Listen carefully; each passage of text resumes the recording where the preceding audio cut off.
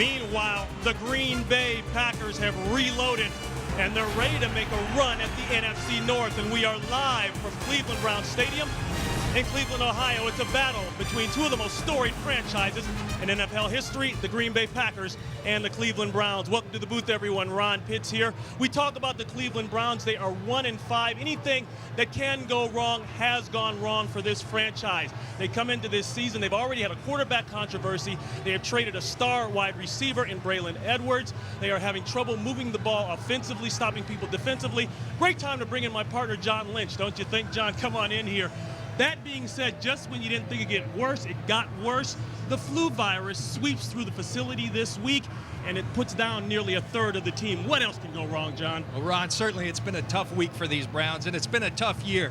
You look on the field, they are dead last in total defense, second to last in offense. When you're struggling as a football team, I believe you turn to your best players. For the Cleveland Browns thus far, that's been Joshua Cribbs. We'll see him as a returner. We'll see him in the Wildcat. We'll see him at wide receiver. Ron, I believe you might as well play him at running back. You're going to have to hang with this high-powered Packers offense. Meanwhile, Green Bay trying to keep pace with Minnesota. They're hot right now, undefeated in the division. Green Bay is 3-2. They come into this game, though, with some confidence, and I think that confidence is a direct result of that new defense, the 34 defense. The team feels it. Well, confidence is right. We sat with Donald Driver. He said, we're a Super Bowl team, provided we clean up a couple of things. Number one on that list, they've got to protect their quarterback, Aaron Rodgers. He's playing at a high level. I got news for you. He's not going to be there unless they start protecting him. Number two, undisciplined penalties. They got to get rid of those. Finally, in the fourth quarter last week, Ryan Grant in this running game started to awaken. I believe to play with the elite teams, they've got to get that running game going. We'll be back after this from the Verizon Football Zone.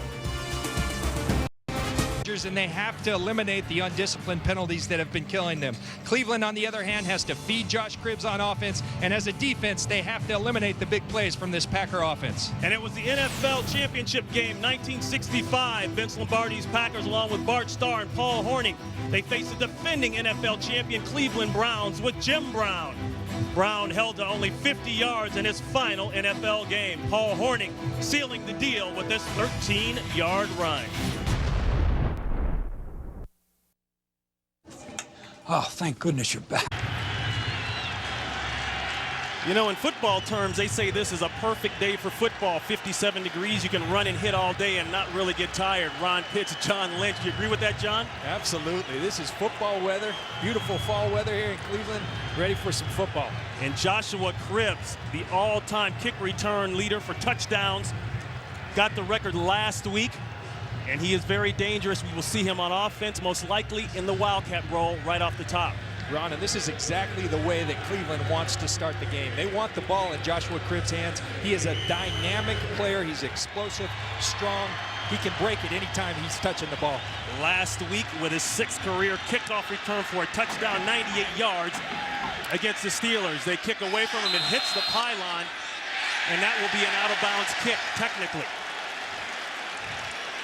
The pylon officially is out of bounds. So right off the top. Right in front of him. Kick out of bounds. Kicking team. The ball will be placed at the 40-yard line.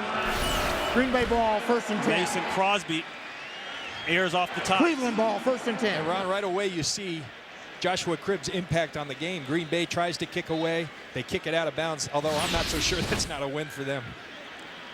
So the Browns will start off with great field position after the penalty. Our referee, Don Carey, filling us in. The ball will be spotted at the 40-yard line. You'll see some different formations from the Cleveland Browns right off the top here. They'll Number take Hank 66 Fraley. is reporting as an eligible receiver. Number 66, he is a backup center. He is a tight end. He is eligible. Anderson handing off to Jamal Lewis. Browns have vowed to get the run game back going. And A.J. Hawk with the tackle, a pickup of 3. And a little skirmish right off the top.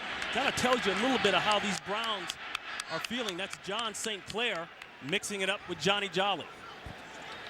Apparently they're ready for some football too, Ron. Browns 1-5, beat up badly last week by the Pittsburgh Steelers. The score didn't necessarily indicate it, but 4 turnovers, 27-14. Browns not able to move the football. Pick up a 3. Play action. Going deep. Intended for Massaquoi, and a penalty marker is down. Al Harris on the coverage. It appears as if it's going to be offensive pass interference on Massaquoi, the rookie. Don Carey busy early here.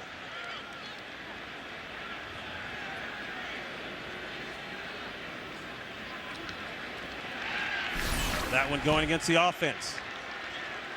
Massaquoi going on the deep ball against the Pro Bowler, Al Harris. And most receivers, most referees will call that. Offense. Number 11, 10-yard penalty, 2nd down. Particularly when you're a rookie going against a Pro Bowl cornerback. Massaquoi basically replacing Braylon Edwards, who was traded to the New York Jets. Two defensive players and an undisclosed pick, and Massaquoi complaining. Massaquoi, the 2nd-round pick out of Georgia. That'll make it 2nd and 17. They go to the inside handoff. That's Lewis. Jenkins on the tackle. Derek Anderson, his 4th straight start. Brady Quinn started the season. They lost 3 straight. They replaced him. And Anderson able to get 1 win against the Buffalo Bills. A lot of dropped balls by the Browns receivers. Only 11 completions in the last 2 games total for Derek Anderson. And look at how they've struggled on 3rd down.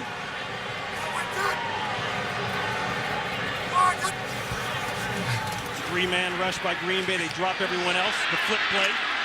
That's Jerome Harrison. Harrison rounded up by Clay Matthews, along with Brandon Children. That'll bring up 4th down, a punting situation for the Browns. And of course, Browns fans will know that man there. That's the son of former Browns linebacker Clay Matthews Sr.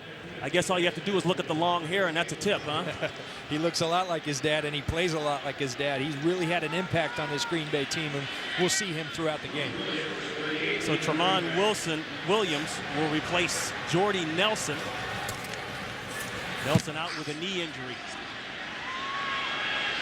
This will be Williams at the 13. Did he call fair catch? I don't think so. So he's touchdown at about the 14-yard line. Mike Adams hustling down. Aaron Rodgers, in his 2nd year as a full-time starter, a 104 quarterback rating. That's good enough for 5th in the NFL. He's talked about earning the confidence and the leadership quality and the leadership role as a starting quarterback here with the Packers. And he clearly has. He said it was all about, number 1, his play. He wanted to play at a high level. And number 2, he wanted to show his team toughness. Played through injuries, played all 16 last year. They love him. Packers will start the rookie left tackle, TJ Lang, subbing for Chad Clifton. They'll start off with the run. That's Ryan Grant. He's chopped down by Eric Wright. Cleveland Browns on defense ranked last in the NFL, giving up 407 yards per game. They will run the 3-4 defense. It's anchored by the big man Shaun Rogers down at the nose tackle spot. They'll start the rookie inside. Paluca Mayaba out of USC. The secondary has been picked on. They've given up a lot of yards after the catch. 2nd and 6. Second run, cut back, it's not there.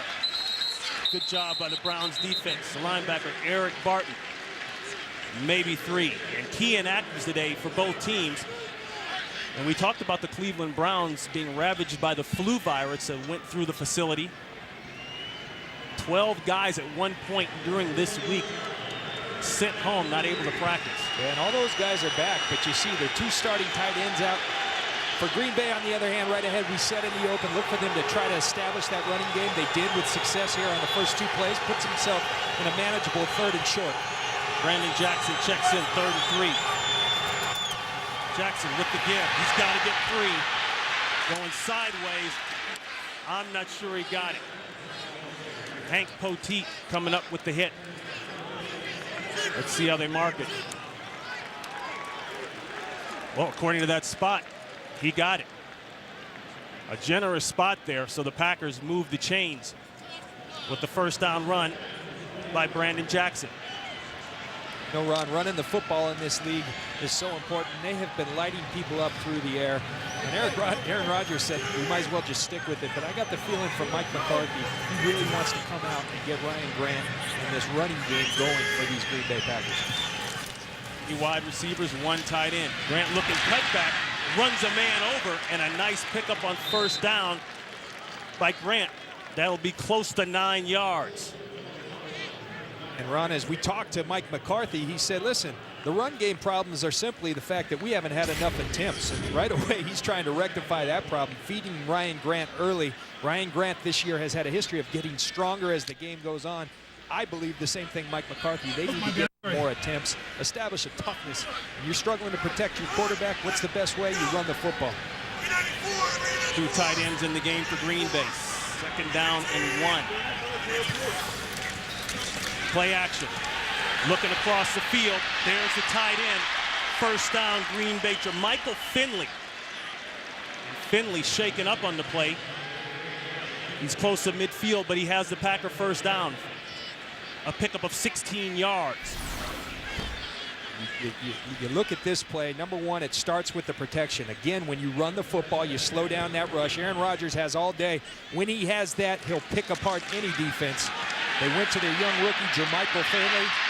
And Jermichael Finley is a guy that Aaron Rodgers says, hey, other than Charles Woodson, this is the best athlete on our football team. They believe he's a mismatch against anyone. Right there, they hit the guy, the second-year player, averaging 15 yards per catch. 5 catches last week against the Lions.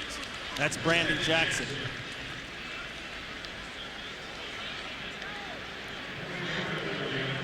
Finley, the 3rd-round pick last year out of Texas.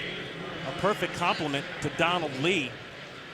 But as you mentioned, talking about his athletic ability, that is a huge hit to have him limp off the field.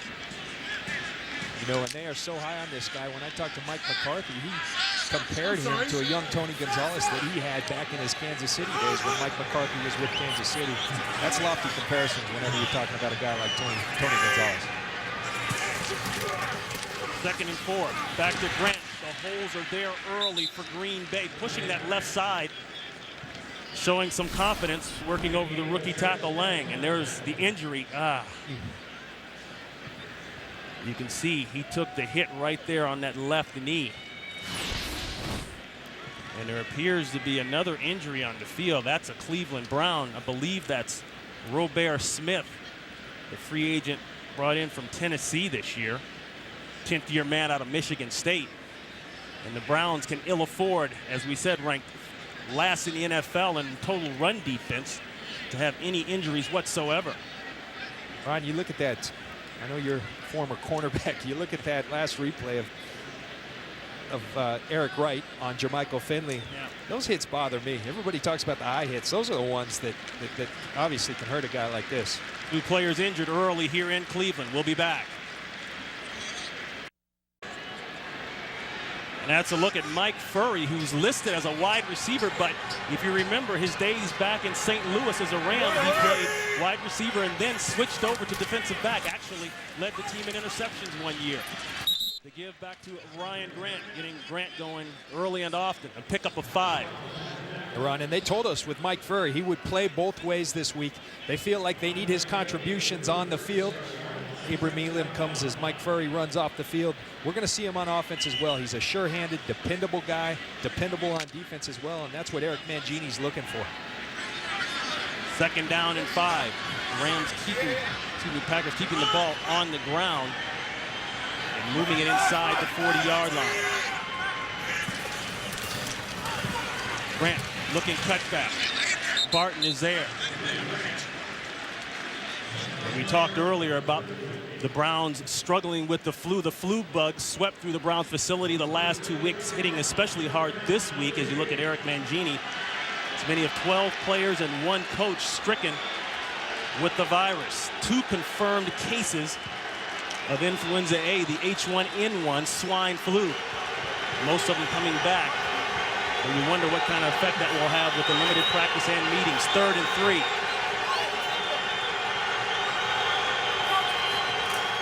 Give to Jackson. He's looking outside. Jackson lunges forward. Rogers on the tackle. It will be close. Let's go out to Los Angeles for this first game break of the day. Here's Kurt Menefee. And the first NFL score of the day happening in England. Josh Johnson picked off by Brandon Merriweather, and the defensive back for the New England Patriots puts New England on top 7-0 quickly in London. Ron and John? All right, Kurt. Commissioner Roger Goodell coming out in the last couple of weeks saying you can expect to see a full slate of games and possibly an NFL franchise over in England very soon.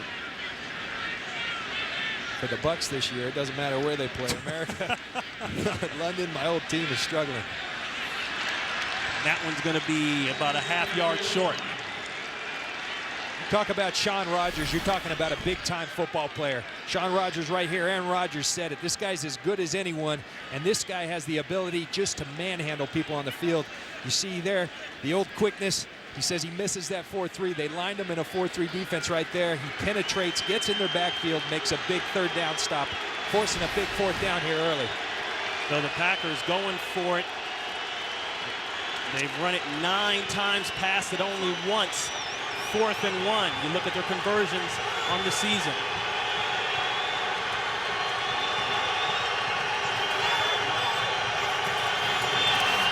Rodgers, he went backwards fast. Let's see how they mark it. It all comes down to the spot. David Bowens pushed him back. Rodgers loses his lid and has some words for somebody.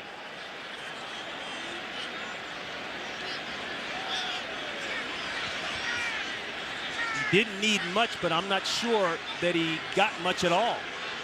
You know, looking at this spot from up here, it doesn't appear as if they got it. And again, you run right into the teeth of this defense with Sean Rogers. Aaron Rodgers tries to go outside. Well, right there, maybe he their wins. You see Kenyon Coleman really responsible for causing the pileup initially. You see Robert Smith back in the game. He walked out injured. There's the pull of the chain. No. Denied. Turnover on downs by the Cleveland Browns. So in spite of the great run-pass situation for Green Bay, running the ball down the field, the Browns defense, ranked last, holds on 4th down.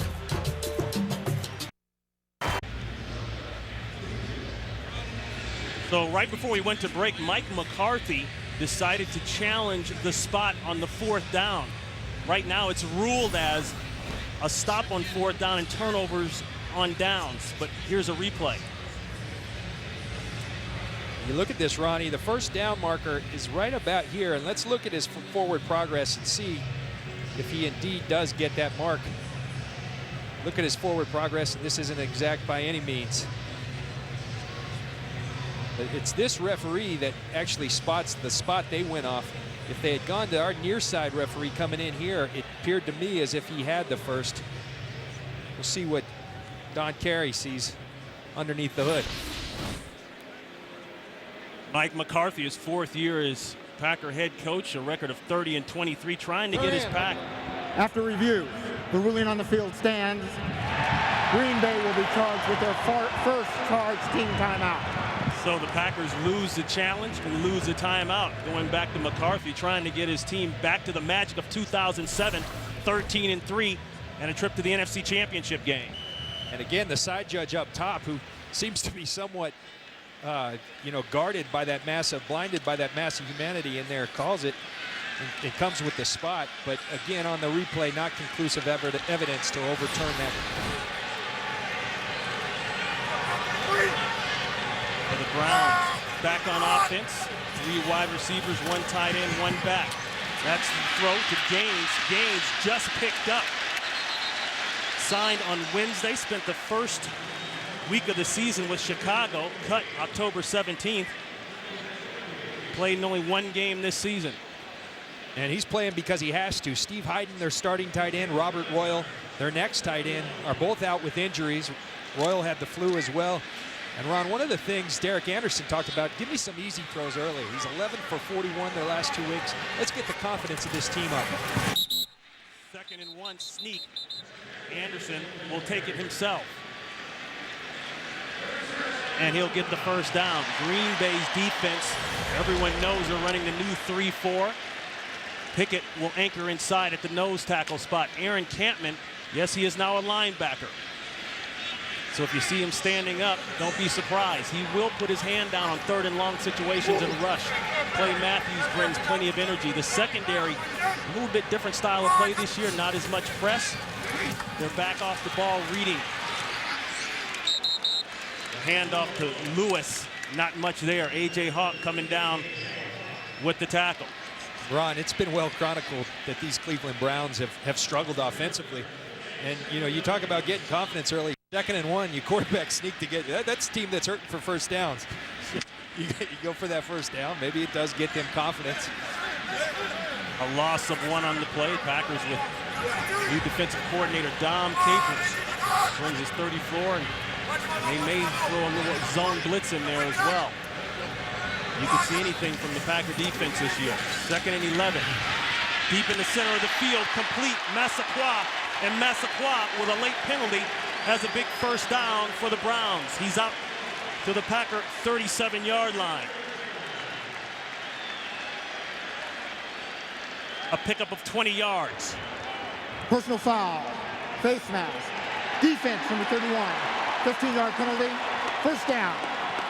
Al Harris with the face mask, and Harris on the coverage.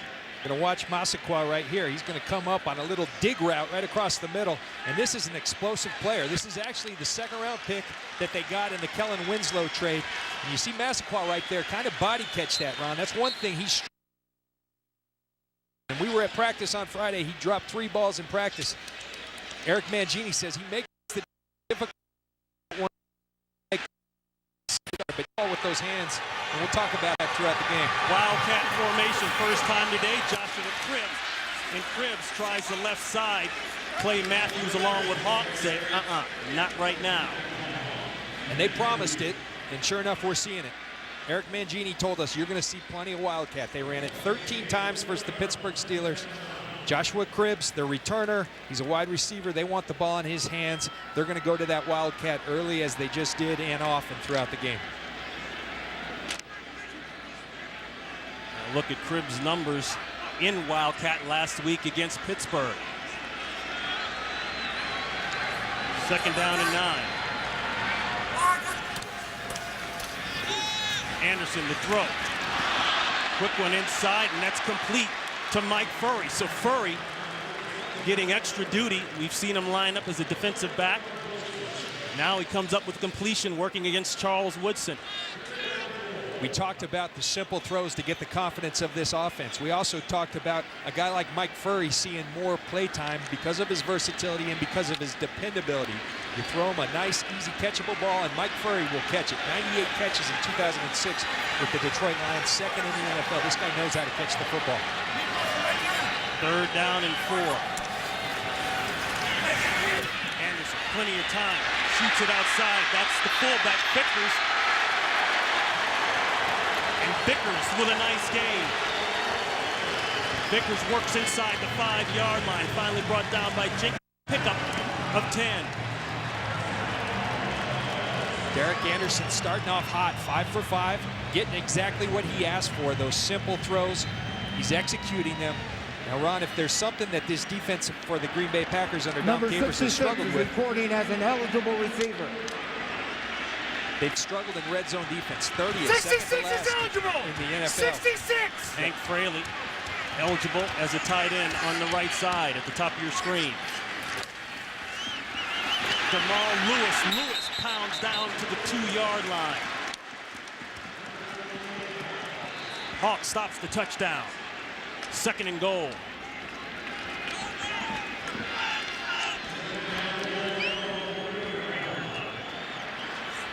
Browns subbing in their big people.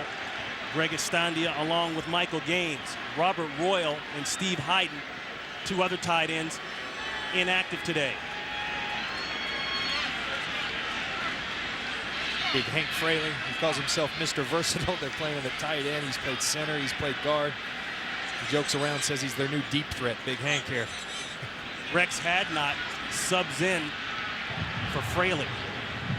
And Timeout, some Cleveland. Their discussions first over there on the timeout. Browns sideline. Looks like they were not on the right page. They call timeout. Browns threatening to score here in the first quarter.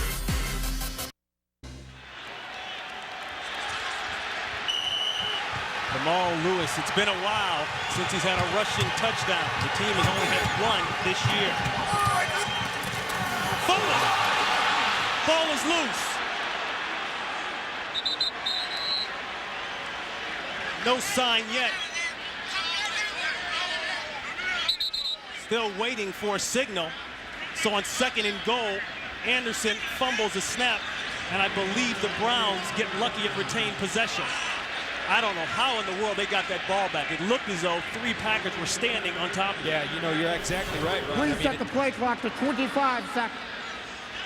See Derek Anderson and this kind of stuff. He's got a rookie center and Alex Mack, but that just can't happen in the NFL. Look at that. And look at, you're exactly right. A.J. Hawk's right there, but Derek Anderson, nice job by him. If you're going to make a mistake, go down there and get it. And I think it's Derek Anderson who came up with the fumble. So they actually lost yards on the play. 3rd and goal, a loss of 2.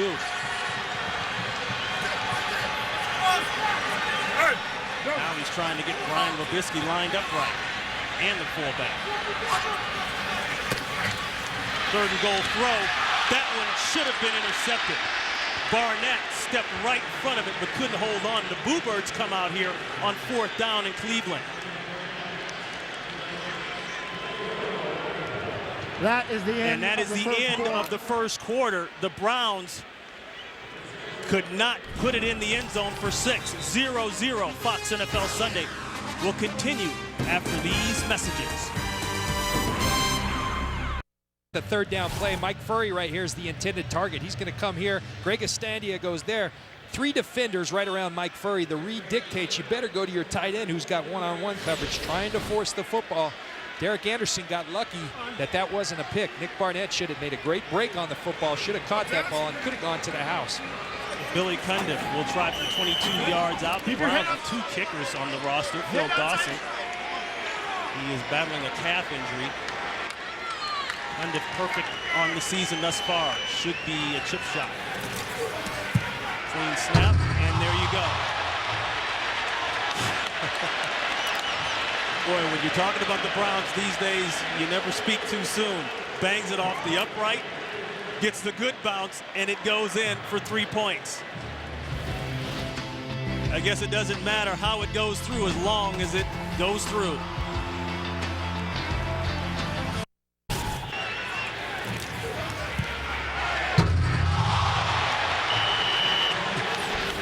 I give him 10 other times to do that. Bet you can't.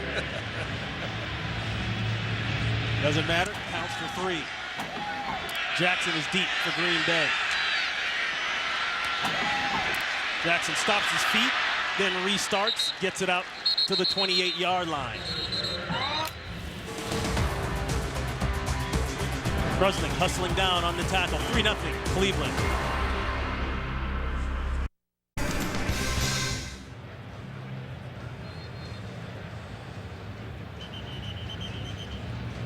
Ron, you see right away the Green Bay Packers coming out trying to establish the run. 10 runs to 1 pass. I think it's important, Ron. They did it effectively. As I said, to beat the elite teams, they're going to have to develop that running game. I believe they keep going with that run game. Obviously, Mike McCarthy doesn't as he comes out of empty backfield. Spencer Hadler taking the place of Michael Finley, whose return is questionable with the knee injury suffered in the first quarter. Just getting underway here in the second quarter. That ball intended for Jennings, but incomplete. Eric Wright on the coverage, and Eric Wright has kind of had a rough week, got involved in a serious car accident on Thursday night, late Thursday night. He flipped his Mercedes in the wet weather, showed up the next day at practice, came straight from the hospital after getting tests done to the facility, was able to ride the stationary bike for a while. They weren't quite sure if he's going to be able to play, but he's okay and is out there today.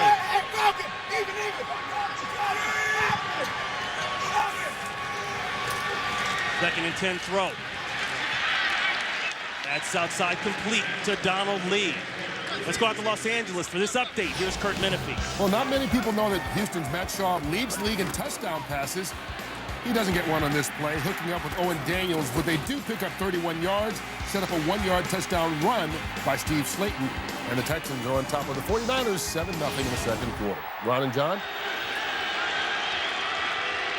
People are just finding out about that Owen Daniels for Houston. I played against that guy is a big-time football player, an explosive tight end.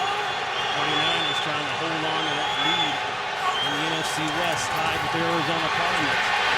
Rodgers, a long throw outside, complete to Donald Driver, the Packers franchise leader in catches, now with 603, and that's good enough for a Packers first down.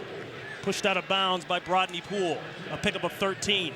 Ron, and Donald Driver, such a pro in his 11th year. His play has not gone down at all. He works very hard at it. We asked him yesterday, what's the secret to keeping that level of play so high? He said, no rest. You never take a break.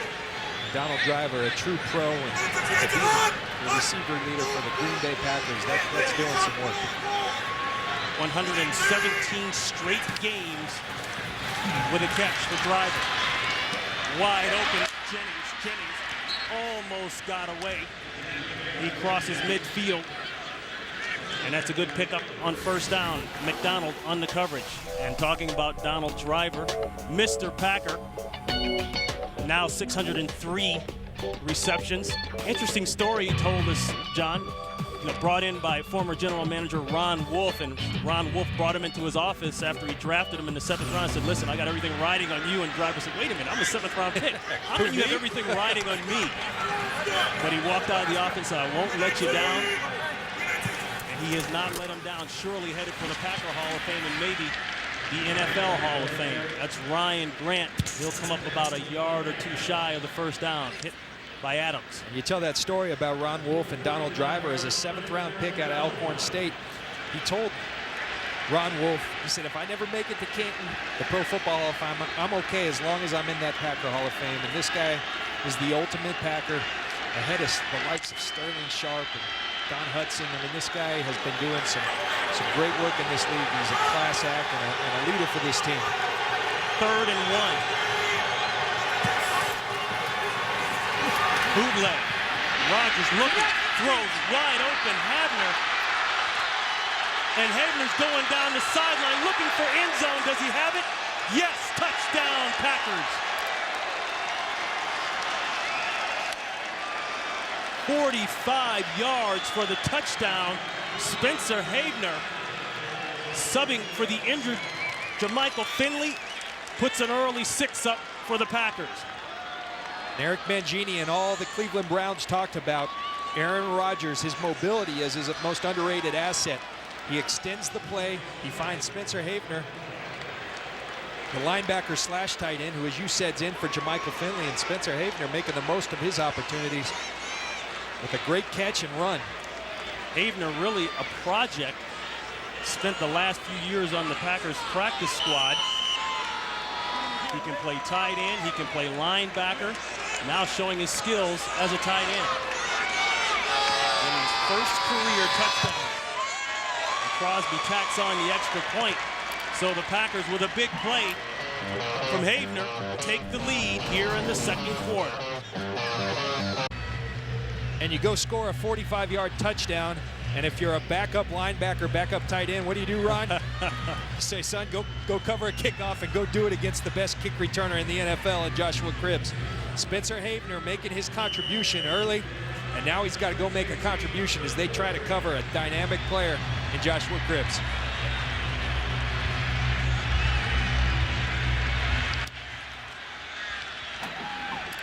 Crosby pounds it down inside, 2 yards deep of the end zone. Cribbs hit at the 25, keeps his feet moving, and pushes out to the 28-yard line. Brady Papenga in a backup role now, hustles down for the tackle.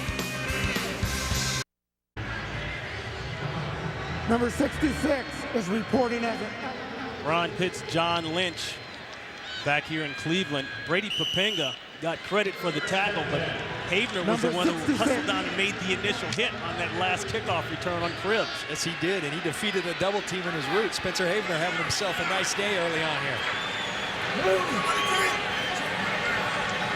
Fraley at tight end, 1st and 10 for the Browns. Play clock running low. Jam-ups on the outside, no place to throw the football. Excellent job by the Packers corners as we go back to the hit on the kickoff. And look at, here comes one blocker.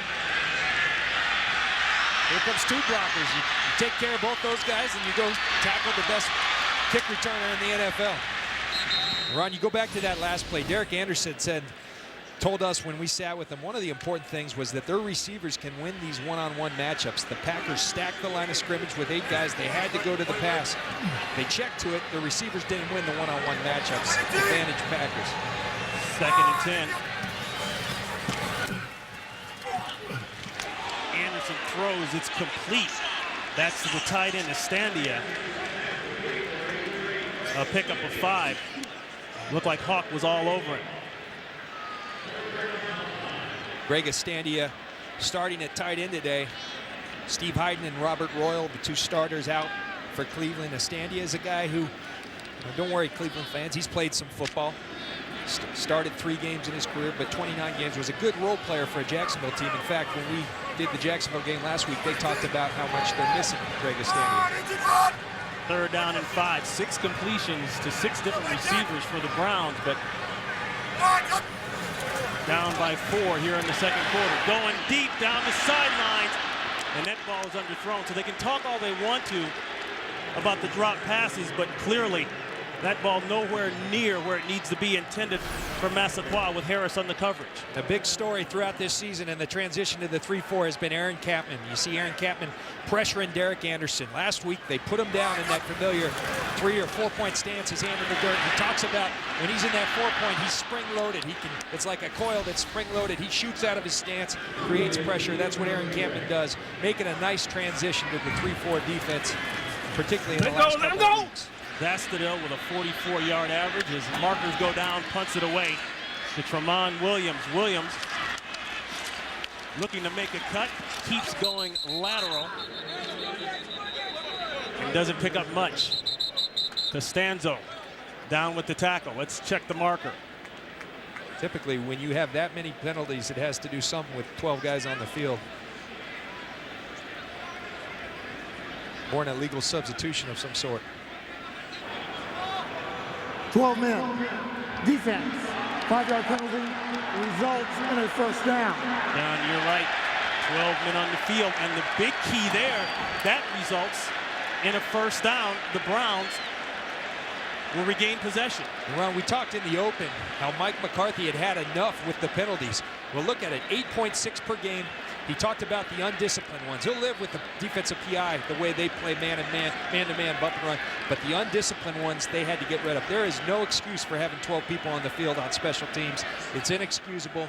Mike McCarthy says they've done everything. Ultimately, the players have to take responsibility. That will lose you football games, particularly when you're playing a great football team, and that just can't happen. That classified as a defensive penalty, but 43 offensive penalties coming into today's game, with the NFL average being 34. 6 penalties in the 1st half last week against Detroit. Probably the one sour factor. Number 66. And that win. As an eligible receiver. So now you put your defense back on the field. 1st and 10, new set of downs for the Browns. Packers showing a little bare front. 8 men up, man-to-man coverage on the outside, 1 safety back deep. The one-on-ones are there. They get run. Perfect defense for the call. Nice job, Don Capers. A.J. Hawk is there first. Mike McCarthy, we talked about the penalties. He was tired of them, but he called the undisciplined ones. I went through and charted 31 as being undisciplined. Those are false starts, illegal formations, 12 men on the field. Only 14 of those aggressive ones that he says he'll live with. They will not be a team to contend with like I think they can be unless they clean that up. They all know it, but they've got to, at some point, it's got to show up on the field. No gain on the play. Movement early. Vickers are going backwards.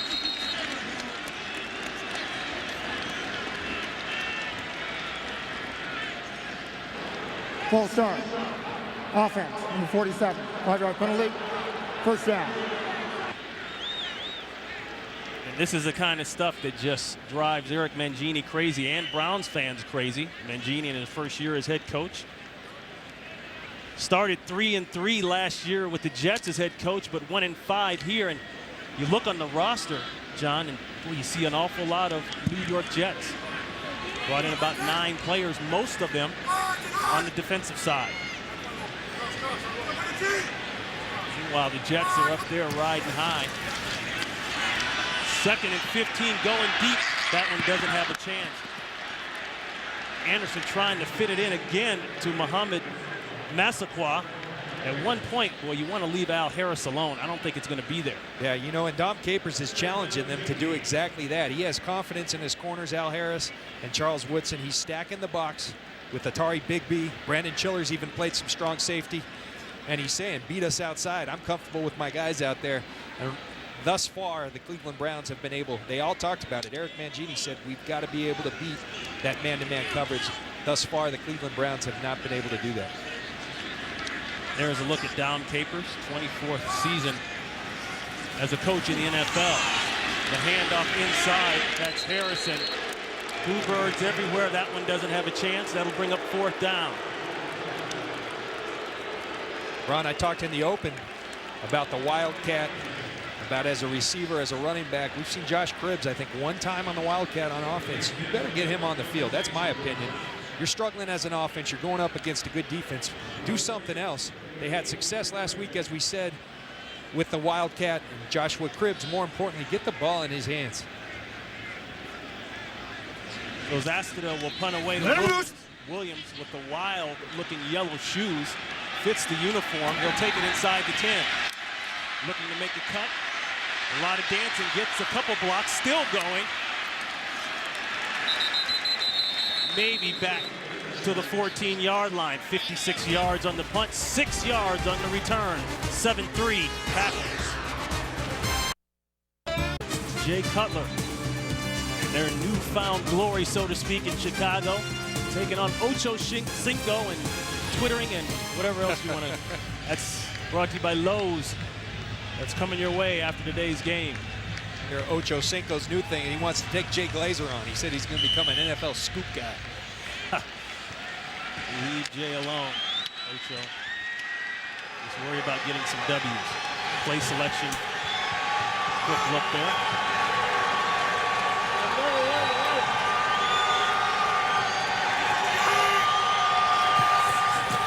8 men in the box for Cleveland. Grant. And Grant almost broke it. Bowens on the tackle, a pickup of 6. Ron, you look at these Cleveland Browns on offense. You see Josh Cribbs over here on the sidelines. We talked about it. They talked about it. You got to put the ball in your best player's hands. Well, he's going to get his returns. They're kicking to him. 1 Wildcat touch thus far, none in their base offense. That's unacceptable in my mind. You've got to get the ball to Joshua Cribbs. They have failed to do so thus far. Until they do so, I don't think we'll have success offensively. 2nd down and 4. Grant trying to stretch it outside, turn the corner. A late marker goes down. Looks as though he may have had the 1st down, but let's check the marker. Right now, we'll wait for the call. Holding. Offense, no rated 6. 10-yard penalty. 2nd down. Going against Green Bay. Let's go out to Los Angeles for this update. Kurt Menefee. Even in another country, the Patriots continue to roll. This is Tom Brady hooking up with Sam Aiken. 7th year in the NFL for Aiken, his first NFL touchdown. 54 yards on the score. It's 21-0 in London. Patriots over the Bucks. Ron and John, that's 80-0 in the last 5+ quarter for the Patriots. Yeah, not to mention Brady in that performance last week against the Tennessee Titans and a touchdown record in 1 quarter. I guess it's just football no matter what the time change is. 2nd and 14 after the penalty. No place to throw the ball. Finally, inside, it's bobbled, but it's complete to Donald Lee, and Donald Lee gets the penalty yardage back and a 1st down. Eric Barton with the tackle, but not before 19 big ones. Last week, the Cleveland Browns faced Ben Roethlisberger, and they struggled to get pressure on him. When they did, he slid in the pocket. Well, there's Aaron Rodgers. He slides in the pocket, buys time, and then delivers a strike to Donald Lee. But again, Ron, we're seeing this pattern with this Green Bay offense. Nice play penalty. We saw the holding penalty that backed them up. They were able to overcome it. They've got to get rid of those penalties. Very efficient numbers, as you see there already for Rodgers. Quick throw, wide open. That's Donald Driver. One man to beat coming up behind him. And he's going to beat him. Touchdown, Packers. 71 yards. The longest pass play of the year for Driver as he gets his third touchdown of the season.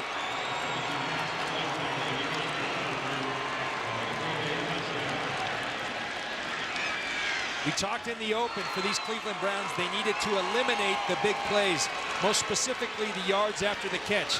Cleveland brings a blitz.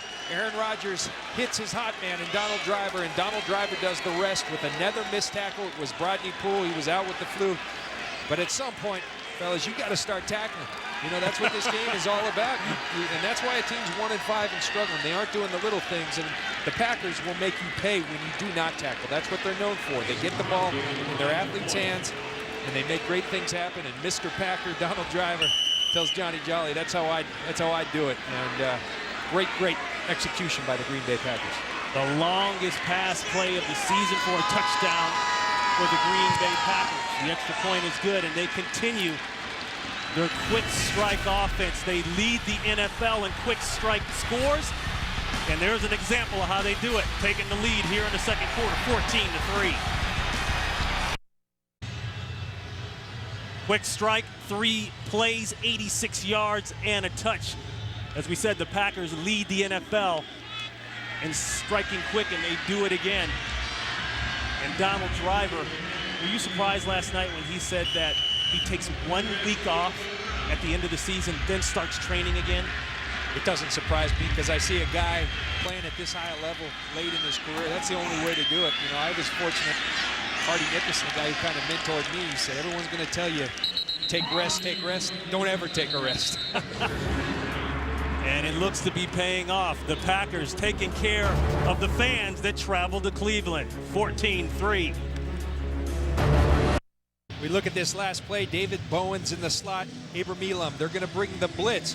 Well, if you bring the blitz, someone better cover their best wide receiver, and it's Kaluka Maiava, the rookie inside linebacker filling in for DeQuell Jackson. And Brodney Poole, no chance in the open field on Donald Driver. That is what's plaguing this Cleveland Browns. And you see Aaron Rodgers go over to his coach and say, how you like that, coach? I'm doing my job. And Mike McCarthy's got a big smile on his face. John, you know it's all good when the head coach is smiling and laughing with the quarterback in the middle of a game. Oh, yeah. They got a good thing going there. Just clean up those penalties. They really could be smiling. 6 plays, 71-yard touch on the touchdown, and 3 plays, 86 yards on the touchdown for Green Bay, striking quick. And the Browns still in trouble offensively. There's a throwaway. Cullen Jenkins with the pressure. And we're talking about that Packer offense coming into today's game.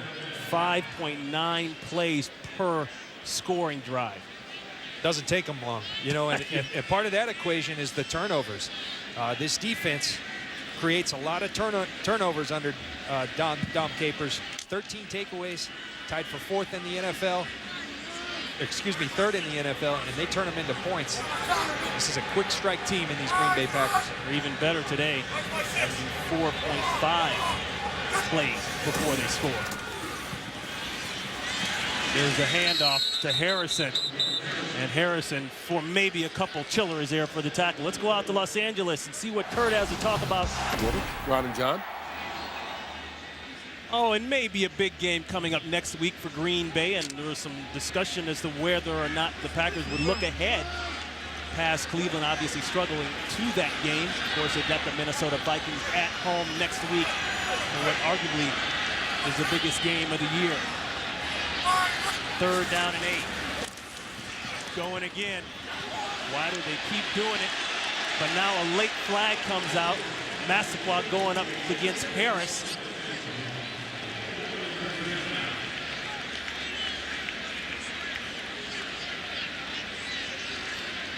an illegal contact. Yeah, they might get Harris for this one.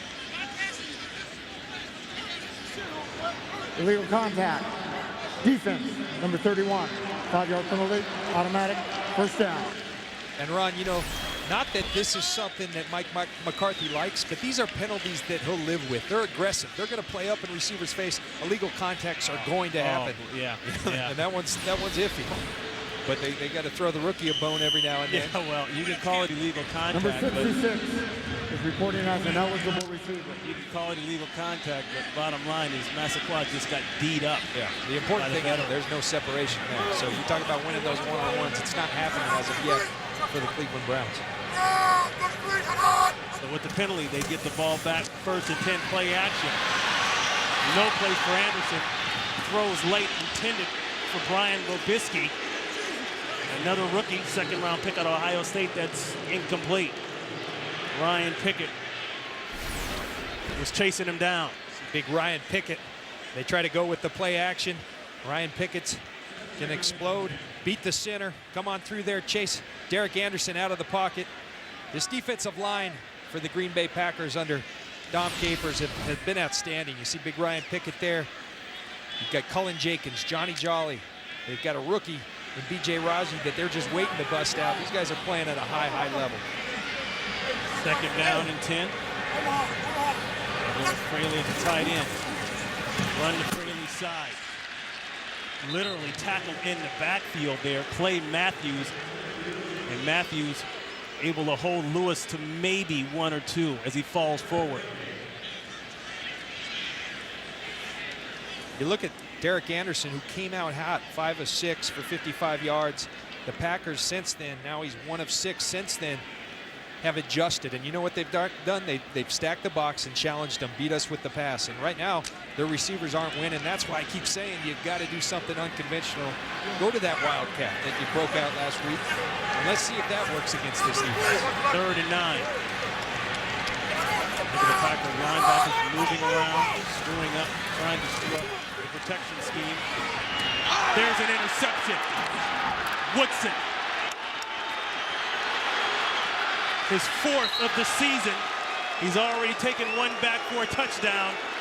And it's a turnover. Another turnover for the Packers. They came into today's game with 10 interceptions.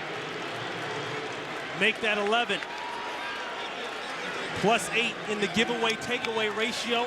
All the good teams, John, are usually in the plus category, in that category. And the Packers, I categorize them as a good team. They're plus 8 this year on the turnovers. And a big reason why is guys like Charles Woodson and Al Harris. These guys are big-time players. One of the things, Ron, that they were looking forward to in Dom Capers' new defense is the opportunity to make some more interceptions. They don't always have their back turned in this. They play more zone coverages. They can see the football, and these guys are making their coach Dom Capers very proud as they continue to play at such a high level. 40 career interceptions for Woodson. Play action, going deep. Rodgers in trouble, gets out, and gets a couple on his own.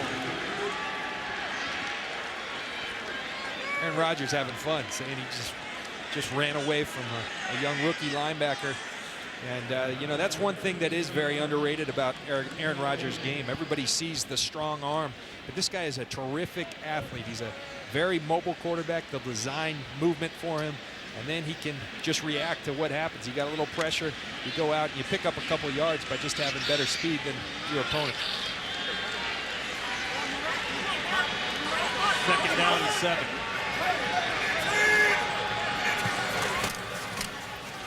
Handed off to Grant. Grant looking for end zone, and Grant gets it down to the 3.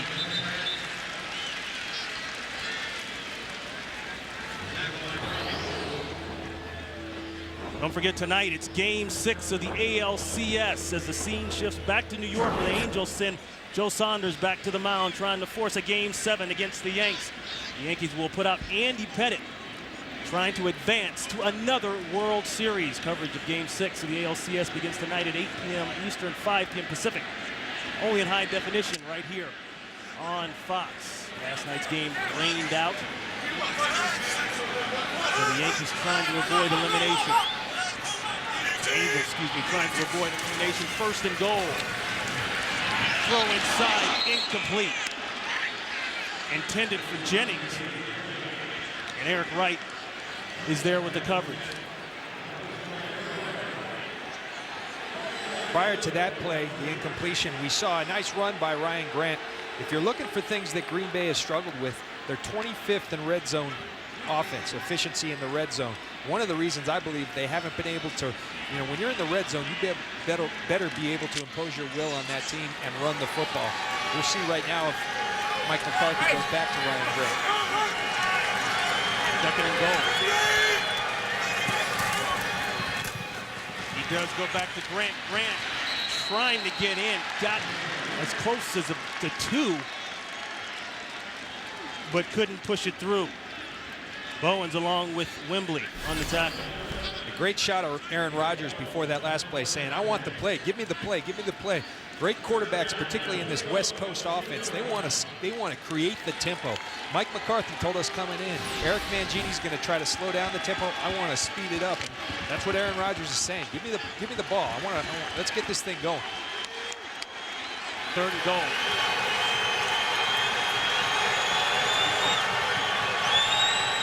Grant out of the backfield. The throw, sail. The long sail route, it's caught. Touchdown, Driver. He beat Brandon McDonald. A marker goes down. We'll check the flag.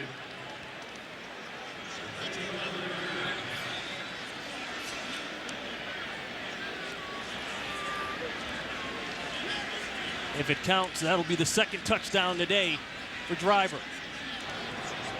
Pass interference. Defense, number 22. Foul was in the end zone. The ball will be placed at the 1-yard line. First and goal. Okay, so they wipe out the touchdown. Foul in the end zone. Ball will be placed on the 1-yard line. And the ball actually ruled incomplete by the side judge. Yeah. You can see it hit the ground right there. As for the penalty, you can put that hand on him, you can't tug him, and I think Brandon McDonald got a little tug there. I would too against Fallon Driver. First and goal run, they go back to Grant. Grant down to the inch line.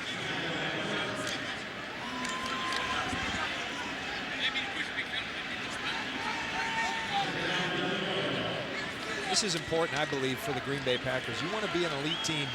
You don't have to run the ball all the time, but you better be able to run it when you want to and when you have to. And right here, you're on the 1-yard line. You've got 4 downs at it. You better be able to punch that thing in.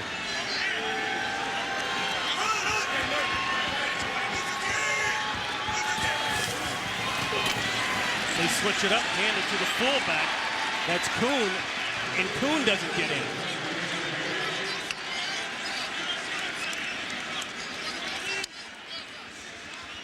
Look at Rob Ryan, the Browns defensive coordinator, looking at a 3rd and goal at the 2-minute warning. This is a 2-minute warning. Packers looking at 3rd and goal, up 14-3, just under the 2-minute warning. Jennings split out left. 2 tight ends in the game. Grant looking downhill. Grant loses the ball. They signal touchdown. The signal is touchdown, Green Bay.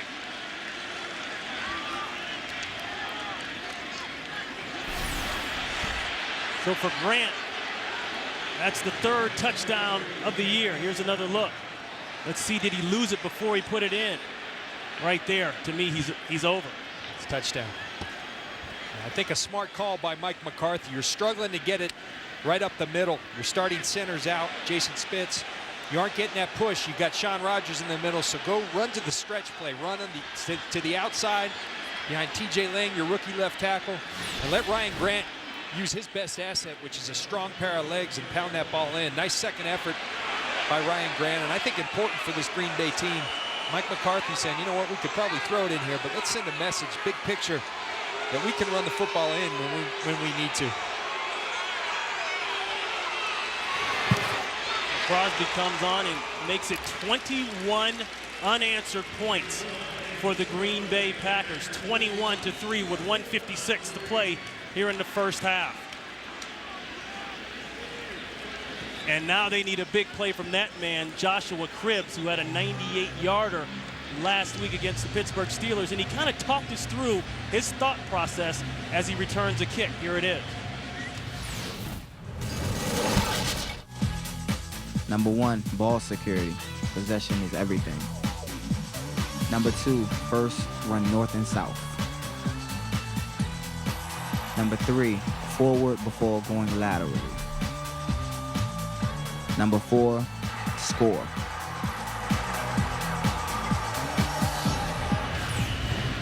And he's done a nice job with all three of those techniques. The Browns' all-time leader in kickoff return touchdowns with 8.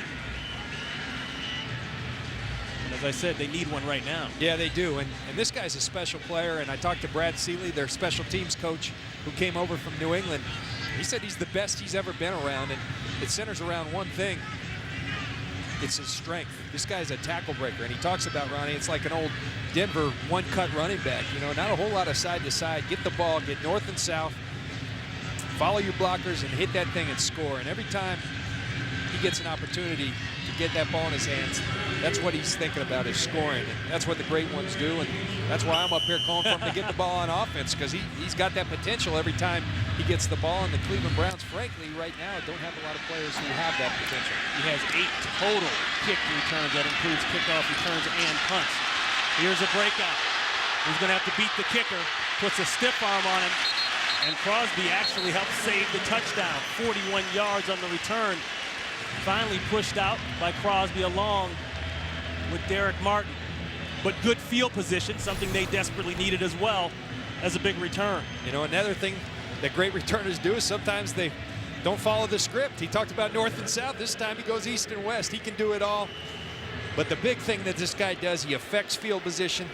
He talked about a kick return to him as an offensive play. He just got 2 first downs for his team as he sees it with that yardage right there. Let's see if they can. He's not even on the field on offense. So. And now talking to Brad Seeley, the special teams coach. The 21 points by Green Bay, all in the second quarter.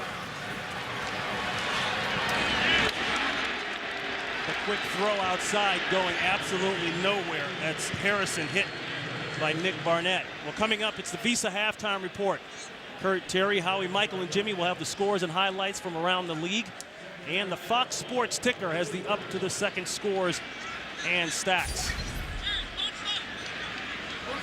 120 and counting.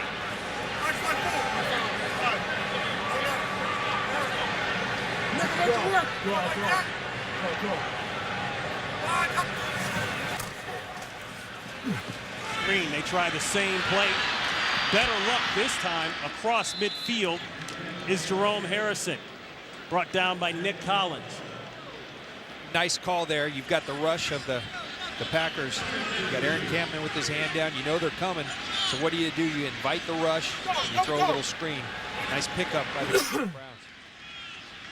Cleveland with 2 timeouts. The rush, the quick turn throw. That's complete to Estandia.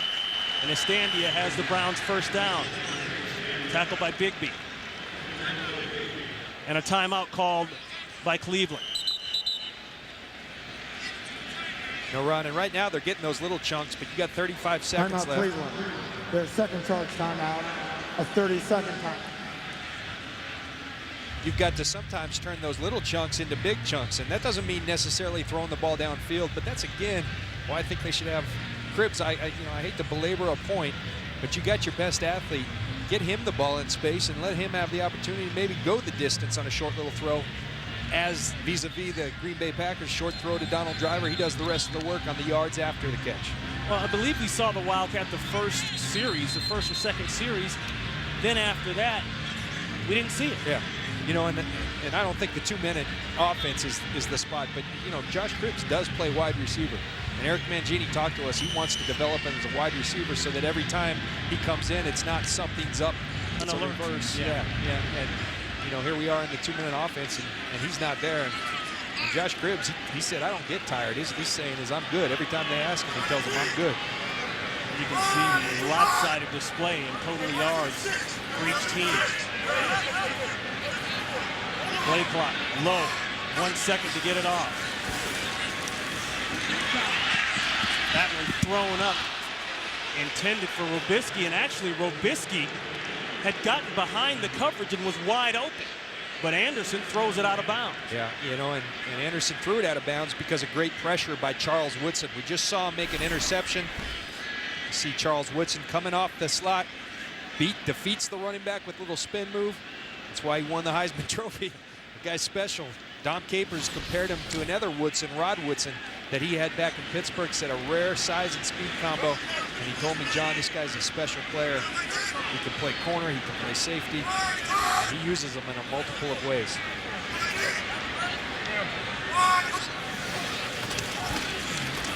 Second down, more pressure, sack.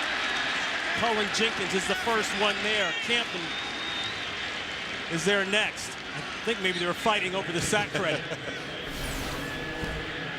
See Cullen Jenkins right there. Aaron Campman coming off the corner. Cullen Jenkins, yeah, I think Cullen Jenkins got that one. I know Aaron Campman, come Monday, Tuesday, will be fighting for a little sack in those meetings. You know, and some people want to criticize Campman and how he doesn't look right playing at that stand-up linebacker. Cleveland. That's their final timeout. I don't know, a rusher is a rusher. And for the last 3 years, 4 years, Campman has been one of the premier rushers in the NFL. Absolutely, you know, and Ron, he talked about, everyone wants to talk about the negative aspect of this switch for him. He talked about the positives, and, you know, he says anytime at this point in your career you can have the opportunity to get complacent, and that's never a good thing. He said this is kind of awakened me. It brings back a new challenge of dropping. He likes the versatility that it offers him. Does he like having his hand down in a three-point, in his case, 4-point stance? Absolutely. All these guys love getting out the quarterback, but he likes a little dropping here and there. And Dom Capers said, John, the numbers are going to come. Dom Capers has been doing this for a long time, and he stated the cases of a guy like Tony Brackens, Jason Taylor, who won Defensive Player of the Year. They said the same things early on, but Dom said he's seeing the quality rushes, and those will turn into numbers. And I believe him when he says it.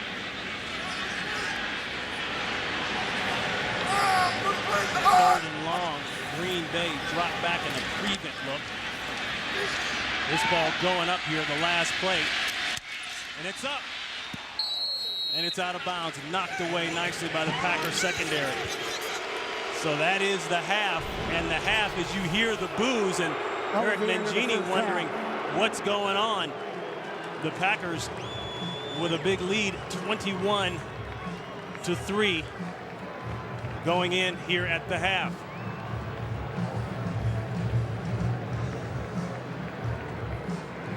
Ron Pitts, John Lynch. John, your thoughts on the first half? Well, Cleveland came out, you know, came out sharp. Put 3 points on the board right away.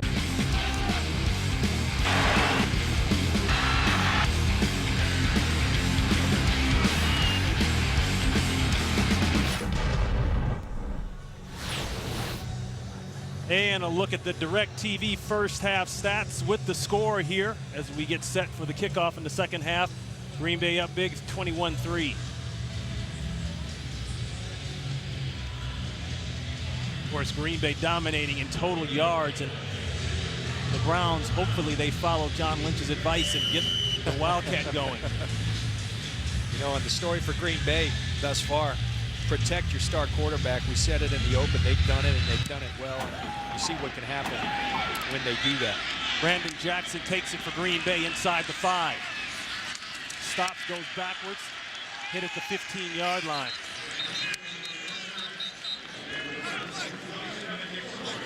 And welcome into our booth, Ron Pitts, John Lynch. And John, I keep teasing you about that. Maybe I have to send you down to the Brown sideline, right, to get the Josh Cribbs Wildcat going. But other things that they can do now to get back in this game quickly. Well, I think this is going to test Eric Mangini. He's got to keep this team. You got to have progress. You know, you're losing. It's going to be a process, but you got to have progress. You want to have progress, give it to Cribbs. And for the Green Bay Packers, you know, they've Aaron Rodgers, as you see him under the center, he's been awesome, Ron. And again, you protect this guy. He's a top 5 quarterback in my mind. And they go back to the ground game. That's how they started off, running the ball 9 times to 1 pass. They got an early dose of Ryan Grant early. They went down the field. That's Grant there for a couple, and more than a couple. Call it 7. Great thing about Aaron Rodgers, Ron, that I've seen in this first half. You know, Donald Driver told us about it. Aaron talked about it. His leadership. You can really see him taking control of this team. This is his team now. As Donald Driver said, as far as he goes, we go. And right now, Aaron Rodgers is looking on fire. 2nd and 3. They bring the corner blitz. Rodgers diagnoses it, throws it outside. It's complete. That's Greg Jennings. Good for 7. And Aaron Rodgers has really been in total control of this game. There's a touchdown to Havener, subbing in for the injured Jermichael Finley.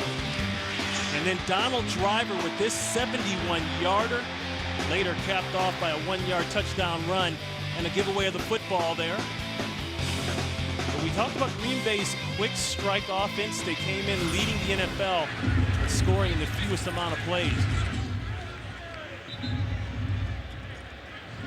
Penalty marker on the play, a personal foul, 15 big ones. Helps the Packers out. Ball now spotted at the 46-yard line. And Aaron Rodgers, Ron, he's doing a great job getting the ball in his playmakers' hands. Talk about playmakers for the Browns, Josh Cribbs, Donald Driver, and Greg Jennings. And now they're starting to get Ryan Grant involved in this run game. Continue to think that they want to play with the big boys. Ryan Grant needs to get going. A late marker comes in. Grant is tripped up. You see the confusion by the Browns. David Bowens runs in on the field late. Browns trying to play with 10 men on the field. Here's Don Perry. Defense, number 92, 10-yard penalty, first down. And that's against Sean Rodgers. And John, they just have to go back to what we talked about. And I'll do that after this replay. See big Sean Rodgers in the middle. As I said, he can manhandle people, and he has a get-off that's like no other in this league. He does all that there, but then he does a little trippage. He sticks that foot out.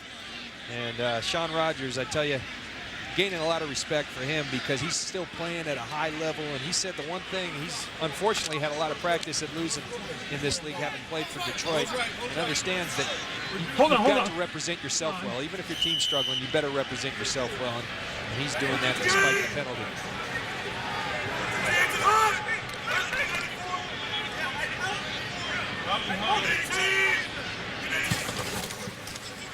Play action to Grant. Looking for comebacks, not there. Rodgers tries to run with it, but they bring him down. Robert Smith coming up with the tackle. It's been a hectic season already for Eric Mangini and the Browns. Started off with a 4-game losing streak. They changed quarterbacks, went from Brady Quinn to Derek Anderson, and then the Braylon Edwards trade. Traded a couple of weeks ago. A lot of people couldn't understand it because he was their one and only star receiver. Then this week, the 12 serious cases of the flu, 2 of them very serious, diagnosed as swine flu. The car accident with Eric Wright. Talk about being distracted. 2nd and 9, completion, very close to the first down. That's Greg Jennings.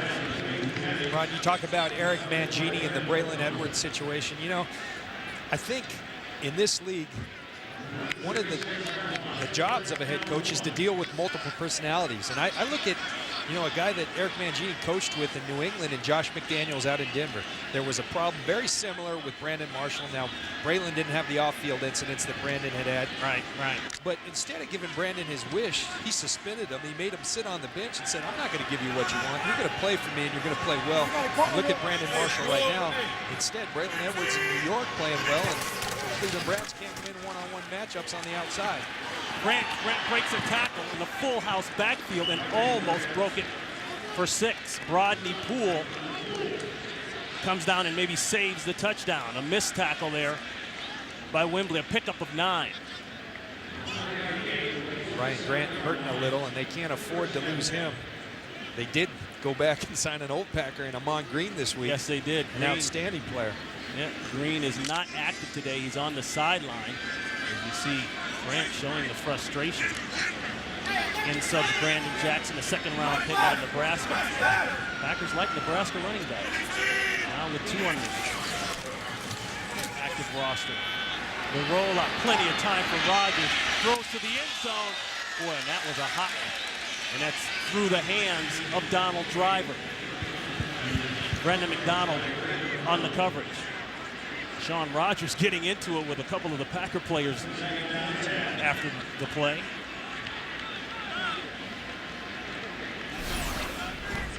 Look at the previous play where Ryan Grant was injured. And it's going to come at the finish of this run. Good lifted up. Tackle there. Yeah. That's he got an up. old quad bruise. I don't know. Yeah. Say that Grant actually welcomed the addition of Amon Green in. I'm not sure if that's because he's tired of hearing about the run game struggling, maybe to take some heat off himself, but Packers comfortable 21-3.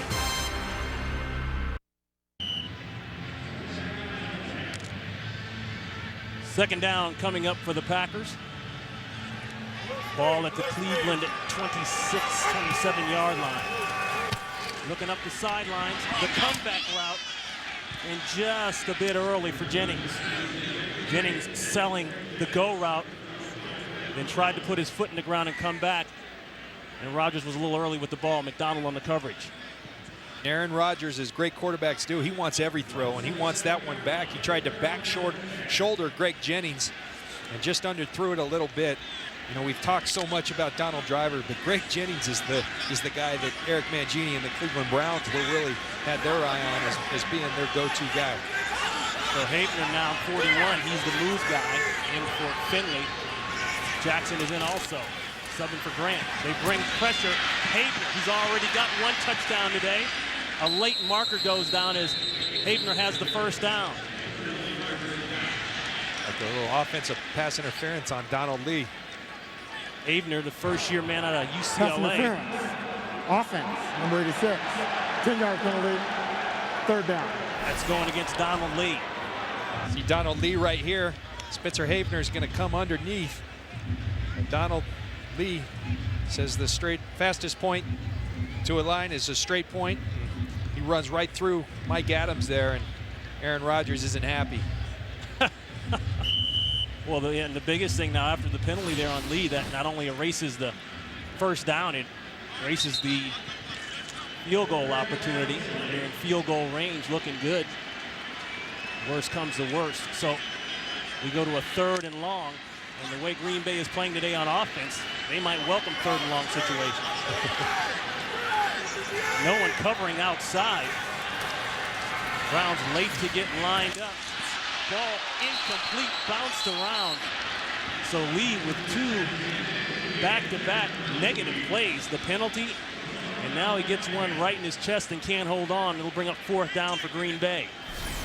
You're absolutely right, Ron, and Aaron Rodgers' thinking was right in line with yours. Let's get back in that field goal range. He delivers a strike to Donald Lee, and I thought it was the Browns that were having trouble with drops. You better catch those balls. And Aaron Rodgers isn't happy. You know, I bet he's calm here. I bet he's going to let Donald Lee know we've got to catch those balls. Browns moving around. This is a 55-yarder. It drifts to the left, but Cleveland, at first it looked like they were going to put Cribbs back deep to take a short kick. Then they changed it at mid-stroke. Turnover after the missed kick. Tonight, it's Game 6 of the ALCS as the scene goes back to New York, with Angels will send Joe Saunders back to the mound, and the Yankees will go with Andy Pettitte. Angels trying to hang in there and avoid getting bounced out as the Yankees look to head back to another World Series. 26 championships for the New York Yankees. Number They look to make it 66 is 27. reported. That's tonight on Fox. The best starting field position of the day for the Cleveland Browns. They'll take over at the 45-yard line.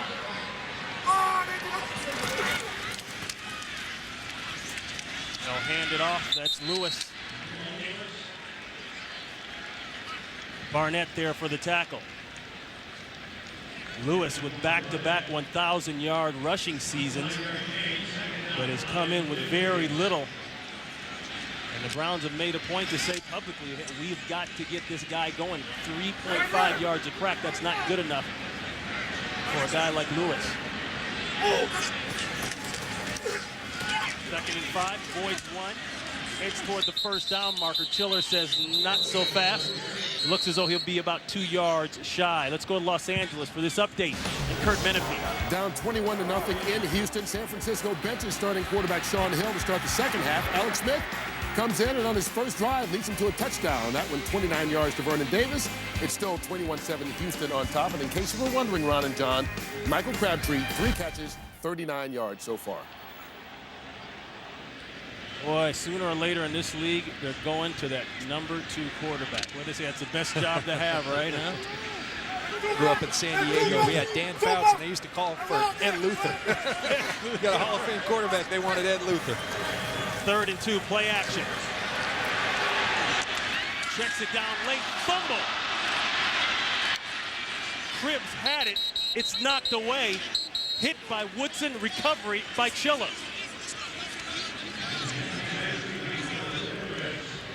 And the only thing the Browns would have to argue at this point, did he have possession long enough? I'm sure that's what Mangini is checking on.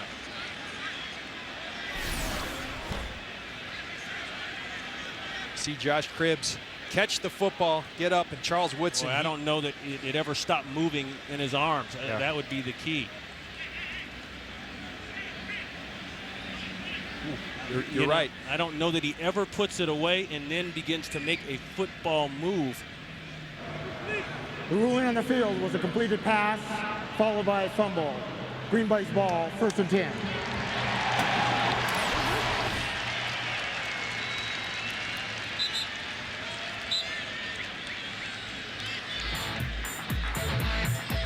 So we'll go to break. Green Bay's ball up 21-3.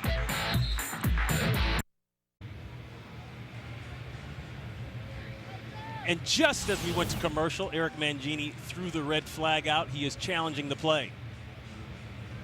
Ron, and as you said, that ball, if it's moving and he hasn't made that football move, you see Josh Cribbs, but the whole time that ball is moving in there, which he never really tucks it and begins to make a move, but it's got to be clear, indisputable visual evidence under the hoodie for Don Carey. And, you know, I've been sitting up here crying for Josh Cribbs to get the ball. You see Josh Cribbs get it. But, you know, the problem, if you're Derek Anderson, get it to him right now. You got get it to your players, your best players in space. And instead, you wait. You get it to him right when – and sure, Josh Cribbs has to hold on to that ball. But that's just the inefficiency of this Browns team right now. You know, you get that to him early.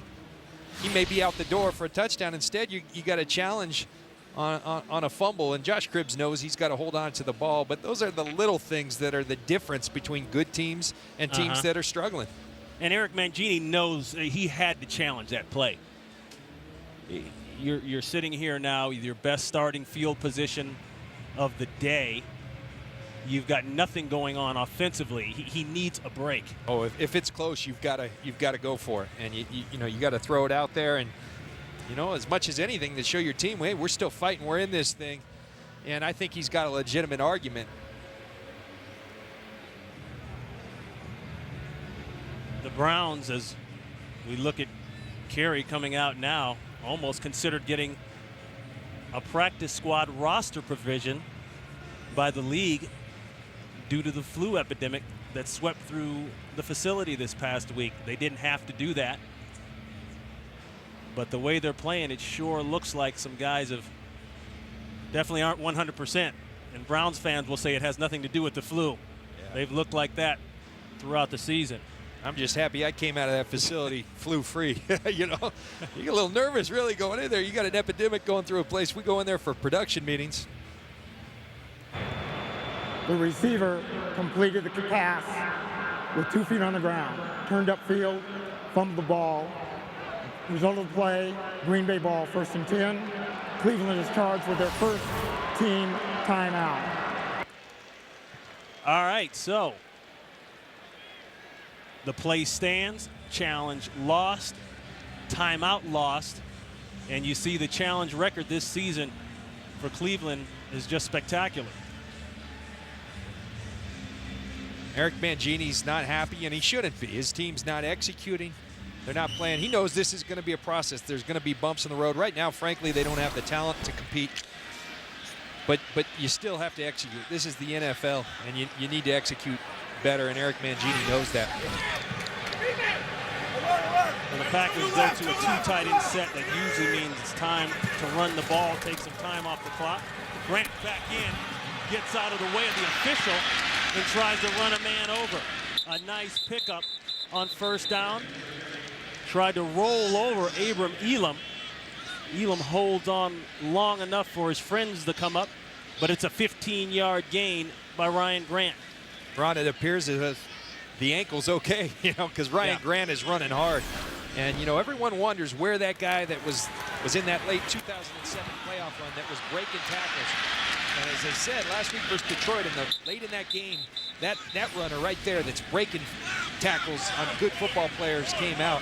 And that's a welcome sign for these Green Bay Packers. That's the run when the Packers went to the NFC Championship, had the championship game at home against the Giants, lost it. But a lot of magic in the air. They go back to the run. That's Ryan Grant. Talk about Ryan Grant. This is a guy that historically gets stronger as the game goes on. You look here at the fourth quarter, averaging 5 yards a carry. Today, he started off hot, dipped a little in the second quarter. Third quarter, he's gotten it going, over 5 yards per carry. And again, I really believe in my heart to compete with it. You've got a stud quarterback in Aaron Rodgers. You have great receivers, but you better be able to run the football. And I think Mike McCarthy knows that and is using today as an opportunity to get that established. Great cut there. You see him put his foot in the ground on the 2nd and 5. Good vision, sees the hole, runs through the tacklers, makes the first down. Maava comes up with the tackle.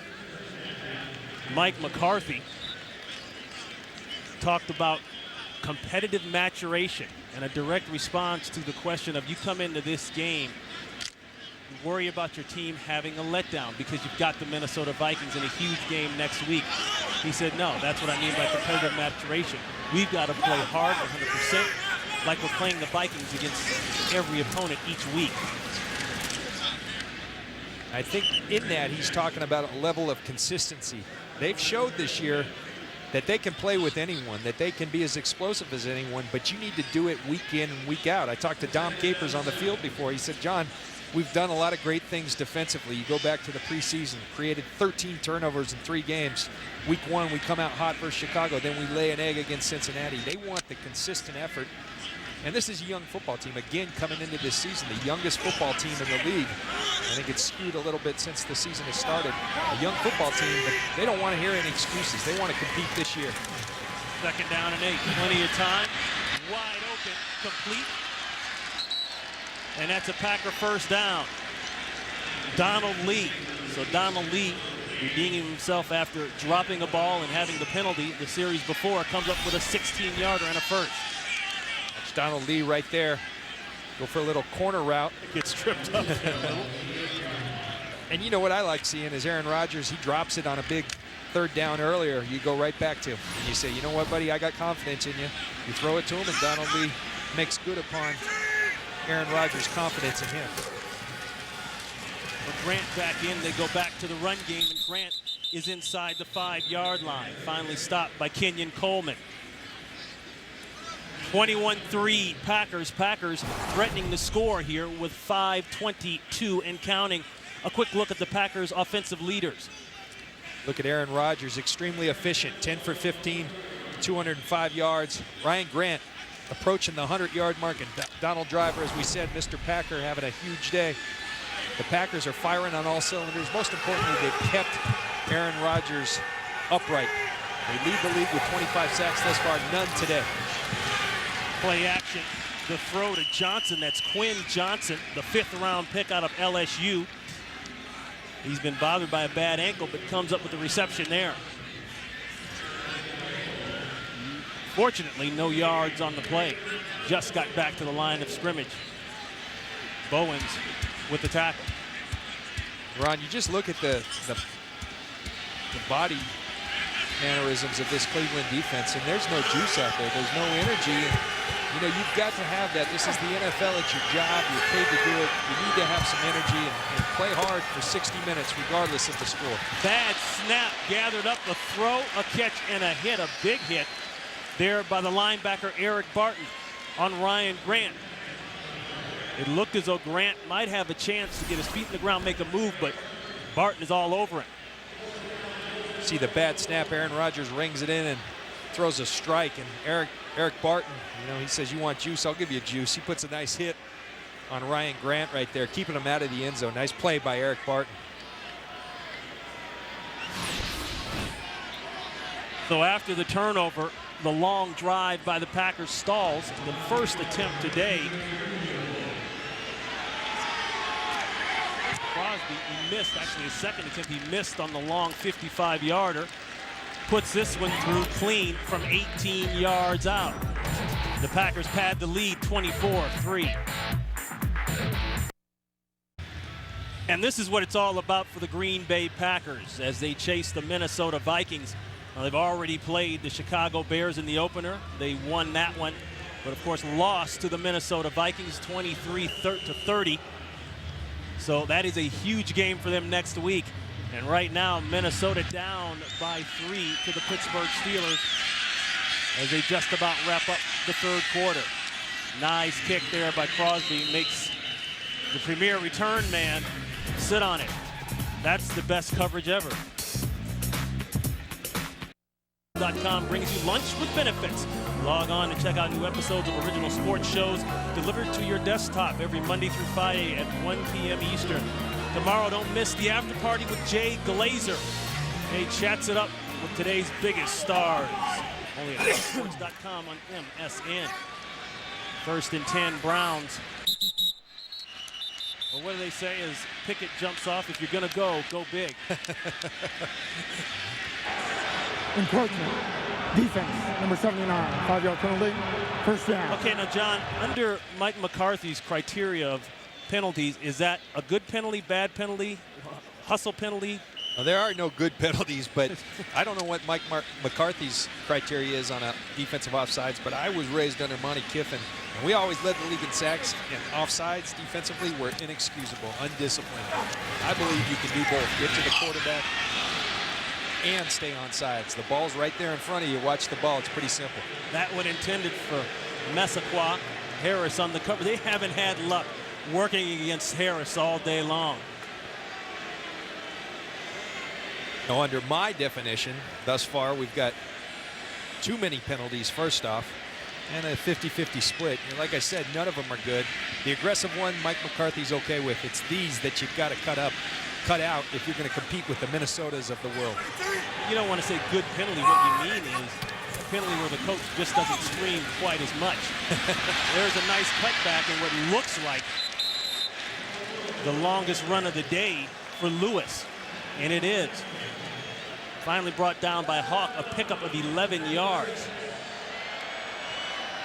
And what Mike McCarthy wants to be very careful, he said in talking to his team, he doesn't want to ever take away the aggressiveness of his football team. And you know, we showed bump and run all day of Al Harris and Charles Woodson. Well, there's going to be some illegal contacts, as we saw earlier. But again, these undisciplined penalties, they will bite you. Not against the Cleveland Browns, but against the Minnesota Vikings next week, they'll bite you. Back again to Lewis. And the Packers stop it up. Barnett is there first. In comes Campman along with a couple others. Look at Aaron Campman right there. This is a guy who's played at a high level this year despite the transition to 3-4. The numbers haven't been there in terms of the sacks. He does have 2 sacks, but he's playing. I talked to Kevin Green, who played the same position for Dom Capers and now is the outside linebacker coach. And he says, John, Aaron Campman is a pro's pro. The guy's playing at a high level. Don't listen to all the BS. I said, I understand. I've watched him on film. This guy's a big-time football player. Hand up, hand down, whatever. He's a big-time football player. Blitz by Green Bay, the quick throw intended maybe for Cribbs. And we've heard more boos and cheers today for the Cleveland Browns. But there you go, Dom Capers mixing that bag up. showing some different things that time, bringing the safety down for the blitz. Yeah, you know, but the simple snap in the NFL, that's something that should be a given. And that's 2 center quarterback exchanges thus far today that have been misses. And right there, they had a little screen that we've been calling for all day to Josh Cribbs. You get it to him quickly, he can do something with it. You don't give him a chance, you got a blown opportunity. 3rd and 10. Here comes the closing pocket. No place to go. A late flag all the way from the back judge. He must have threw that ball about 40 yards. Brady Papenga will get called against Greg Estandia.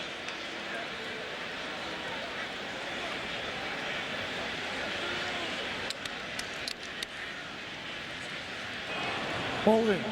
Defense, number 51. 5-yard penalty, automatic, first down. Brady Papenga on coverage on Greg Estandia. They call the hold. Oof. Got the little hook on the hip. A little hook there, yeah. And Brady Papenga was supplanted in the starting lineup by young Clay Matthews right here, who's really brought an energy and an ability to this defense that is a difference maker in my mind. Going deep. He's got a step. Massaquoi had a step on Harris, but it's overthrown. The safety was coming over fast, Collins, but they couldn't fit it in.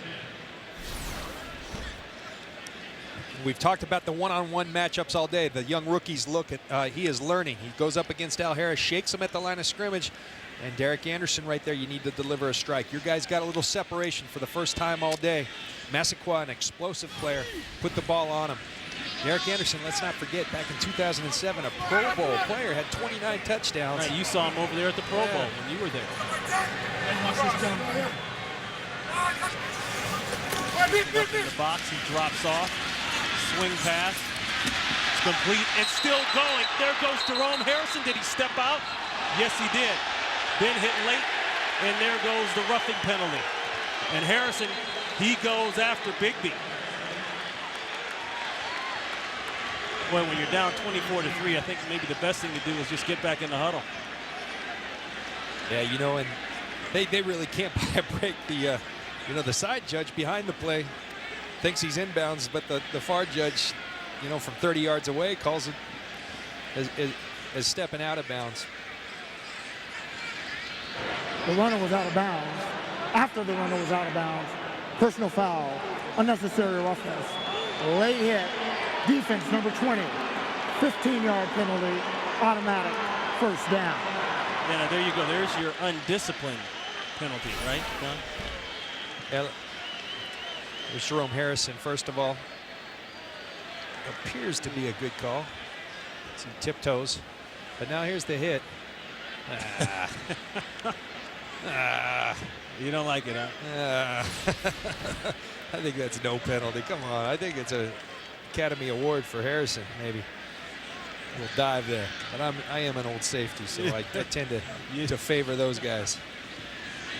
We're not biased up here or anything. But you see Mike McCarthy here. He's had enough. And he needs to be upset with his team because it's not translating. They've emphasized it. It was a problem last year. They've emphasized it over and over. It's not translated on the field. Back to Lewis. Miss in the backfield. Lewis is out of the gate. A nasty stiff arm there. Puts it on Charles Woodson. And he's inside the 20-yard line. 16 yards on the run by Lewis. You look at the play, Clay Matthews right here is going to go on what we call a spill. He's going to bounce the ball. Well, if he bounces it, Nick Barnett better Somebody's come outside. Or it's A.J. Hawk on Joe Thomas. But his job, Clay Matthews, is to get underneath, which he executes. Nick Barnett goes for the spill as well. And I think it's A.J. Hawk, actually, who has to scrape there and make that play. Whenever you see someone spilling, someone else is supposed to go on contain. Lewis with 11 carries and 41 yards. Getting it going here late. The long route to the corner. It's caught. And he's down at the 1. That's Michael Gaines. Brought in on Wednesday with the injuries at tight end. Robert Royal along with Steve Hyden out for today's game. And Gaines coming up with a big play late. And a hurry-up offense for the Browns.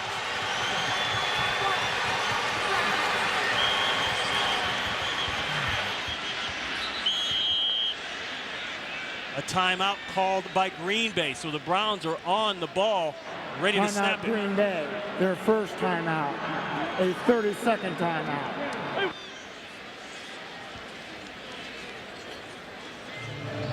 Green Bay's second. Don't forget tonight, Game 6 of the ALCS.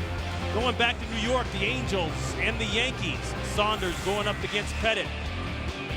The Yankees could knock the Angels out of the box and move on to the World Series. That's tonight, 8 Eastern, 5 p.m. Pacific, right here on Fox. It appeared early that the Yankees were going to make this just a quick series like the Phillies. I know. Not so fast. These Angels are a tough bunch. They've been here before. Mike Scioscia has his team well coached. They are not going to give up. This is have all the makings of a wonderful series as the Phillies sit back and wait to see who they're going to play. Some questionable calls out there in Anaheim. People still talking about that. But now they go back to New York. Back to the Bronx, a hard place to win. First and goal.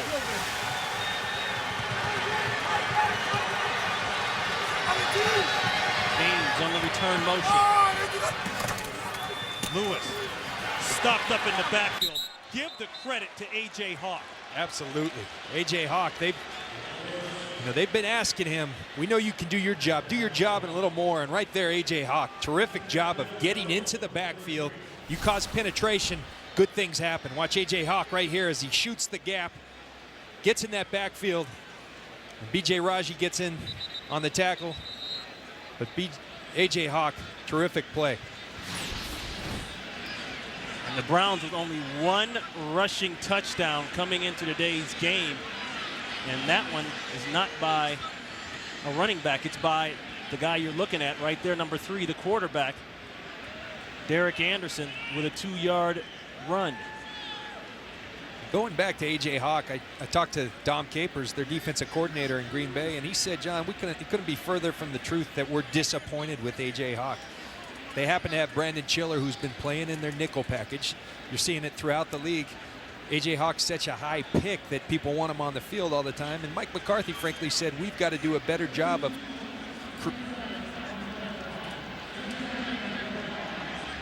adjust the play clock.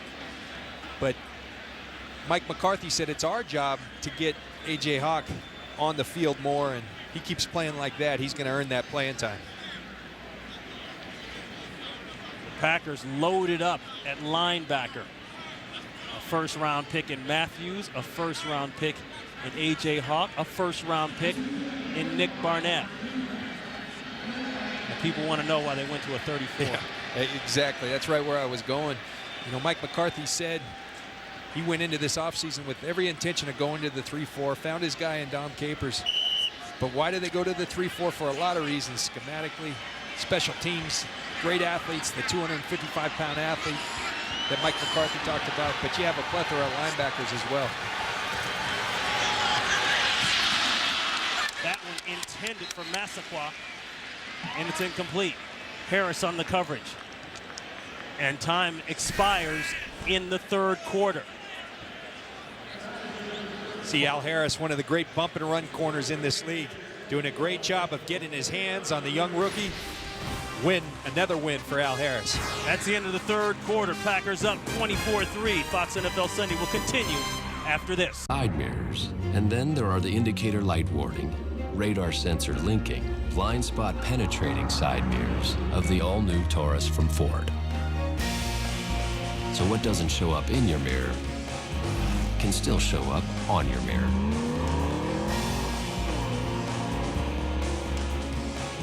We speak car.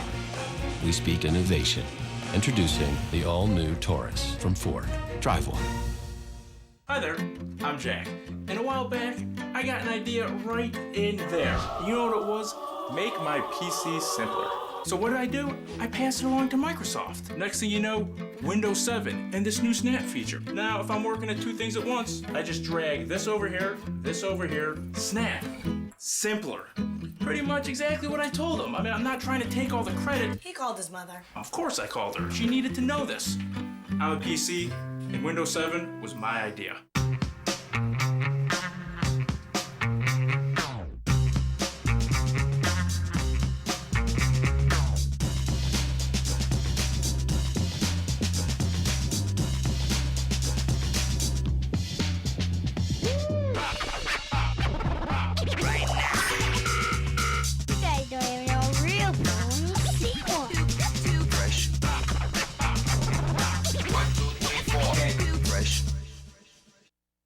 Today's game on Fox is sponsored by Windows 7, your PC simplified. By McDonald's. And by Bud Light. With the just right taste that's not too heavy, not too light, the difference is drinkability. In the world, dumb trucks and smart trucks. Dumb trucks give you exactly what you expect. Brawn. Same old, same old. But a smart truck gives you brains, too. They'll connect you to the internet, help find lost tools, dial your cell phone, and recognize your voice. Know how many smart trucks there are?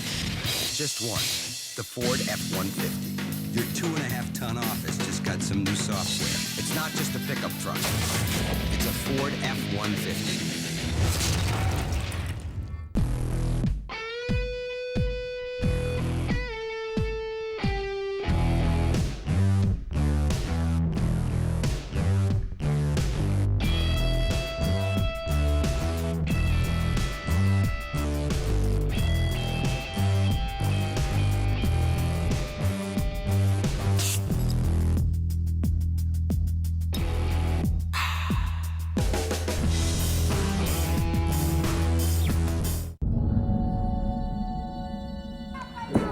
Coach Walsh,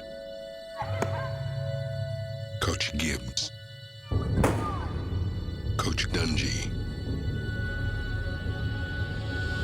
Coach Dave. Great coaches make us better players and better people. To become a better coach, visit usafootball.com, the official youth football development partner of the NFL.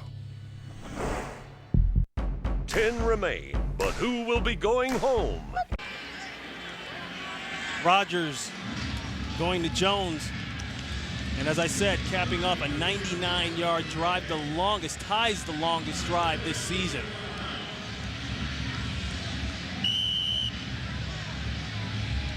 Five unanswered scores by the Packers. That one going out of bounds. And it's not like the Browns have been able to do anything with the good field position. Maybe. Kick out of bounds. The ball was replaced at the 40-yard line. Cleveland ball. First Maybe that's not a bad thing, being that Cribbs has to be looked at as the only thing that can get you in trouble. That might be a discipline penalty. Right. And some big plays today by the Green Bay Packers. Started off Havener subbing in for Jermichael Finley, coming up big, and of course, Mr. Green Bay, Mr. Packer, Donald Driver. Put it in his hands, and then you give it to Ryan Grant. He's going to do his business, and James Jones finally.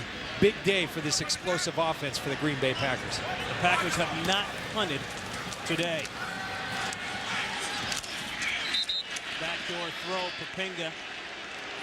He's all over it, and I have no idea what Vickers is talking about when you're down 31-3.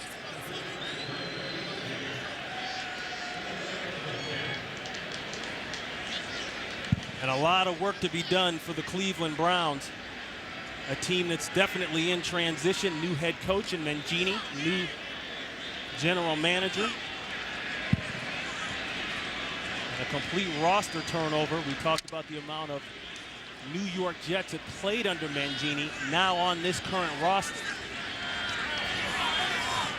2nd and 10.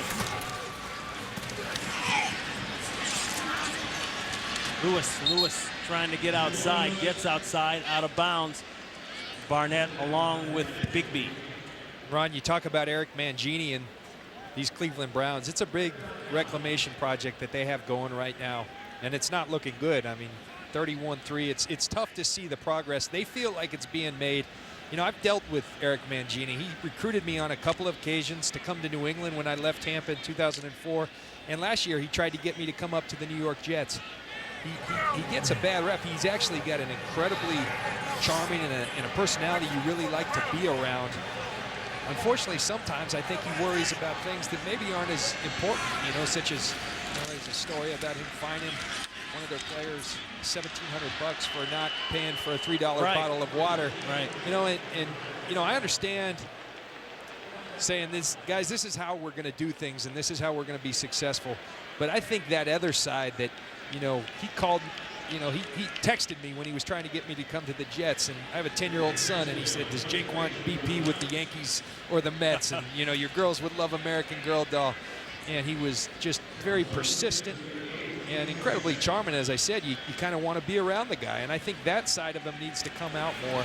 And then they've got to get some players, you know, but they've got 11 draft choices next year in the 2010 draft. They're stockpiling draft choices, and so this is going to take some time. And you know, the important thing, you've gotten rid of Braylon Edwards and you've gotten rid of Kellen Winslow. Instead, you've got draft choices. Well, you better hit on those draft choices. Absolutely. And that's as much as Eric Mangini and George Kokinis' job as anything. You better hit on these draft choices.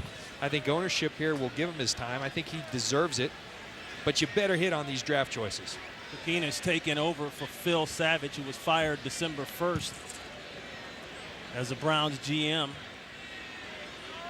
So that kind of talks about and completes the complete turnover here and the new direction the franchise has to take. Matt Flynn checks in at quarterback now for the Green Bay Packers.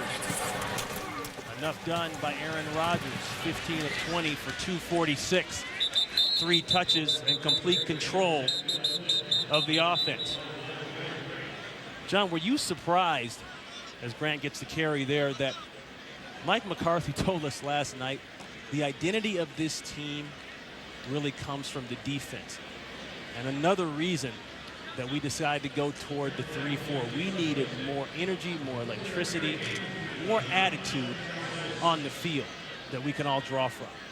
I wasn't surprised because I think Mike McCarthy's a good football coach, and I believe in defense, setting the tempo for your team. This has always been known in Green Bay as an offensive club. And you look back to when they won their Super Bowl, Reggie White, right? That's right. That was defense. Exactly.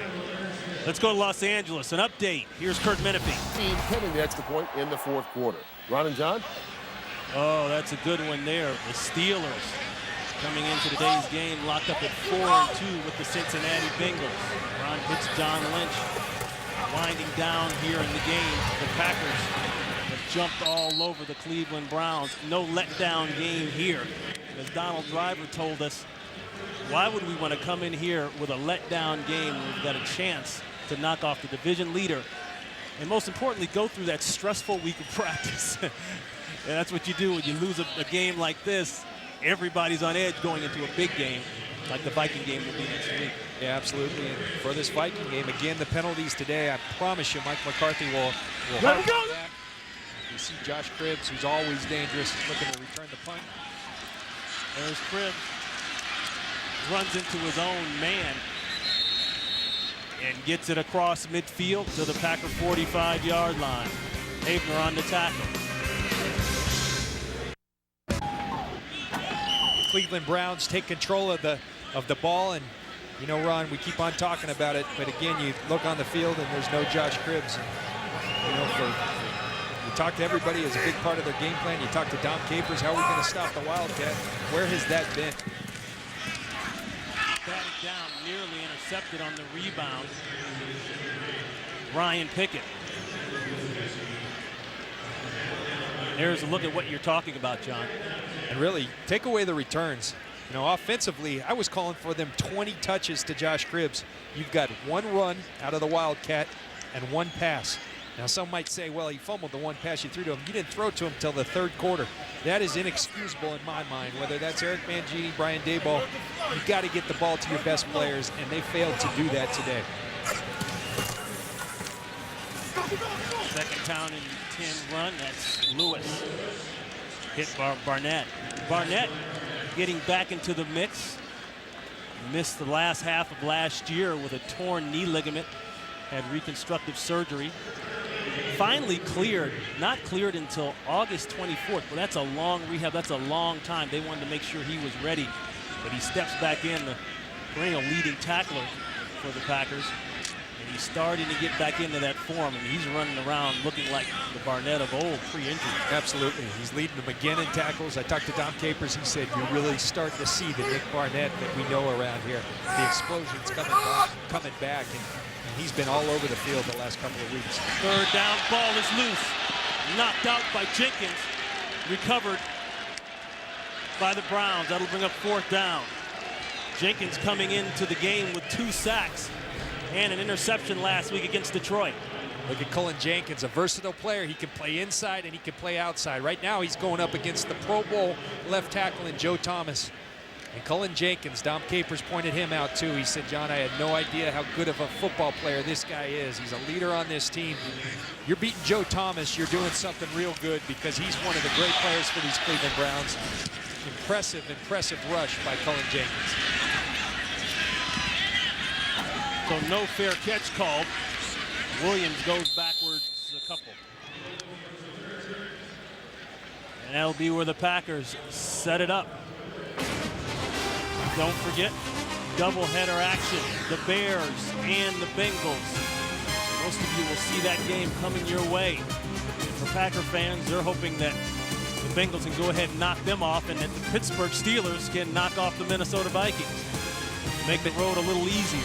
Make a real good day for these Green Bay Packers. They've taken care of their business. And look at that Chicago-Cincinnati matchup. As expected, Chicago stepped forward this week and extended the contract of their new quarterback, Jay Cutler.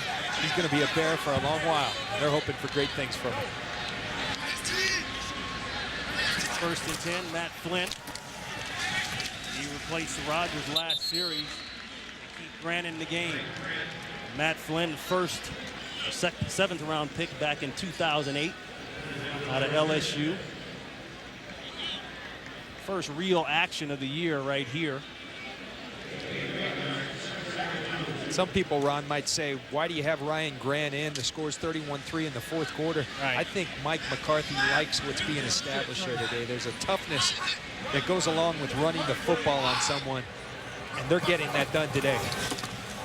Grant coming up on a season high. He picked up 8 on the carry previously. Right now we got to go to Los Angeles. Check in with Kurt Minamy for an update. Oh boy, Vikings showing up there in a tough place to play in Pittsburgh, making it a game. Percy Harvin has announced his presence in a hurry in Yes, the he National has. Football League. Grant approaching that career high as well as a season high. That one thrown, caught Jennings, and that's a first down Green Bay. Eric Wright on the coverage. Pickup of 12. Talk about Eric Wright, as you mentioned in the open, Ron. Eric Wright's lucky to be alive this week. He, Thursday night, went to the Jay-Z concert here in Cleveland. Coming home, rolled his car several times. The police here said, very lucky to be alive. Eric Wright feels blessed to be here. You roll your car numerous times. And you know, Eric Mangini said, you know, it happened at 2 a.m. Am I happy that happened? No, that's out of my control, but maybe it's something we can all learn from. They give Grant a break. Give the ball to Brandon Jackson. Yeah, he's thinking there, obviously, there are other places I would rather have you be at 2 in the morning, 2 days before one of our games. But as he said, we have no curfew. We don't mandate anything like that, and I guess the good news is he was not severely injured in the accident. Yeah, you know, and guys are going to have lives, but maybe 2 a.m. on a big week where you have a game, and you know, the good thing there was no drinking or anything involved. He just got in a car accident. But you would rather have your players in bed at 2 a.m.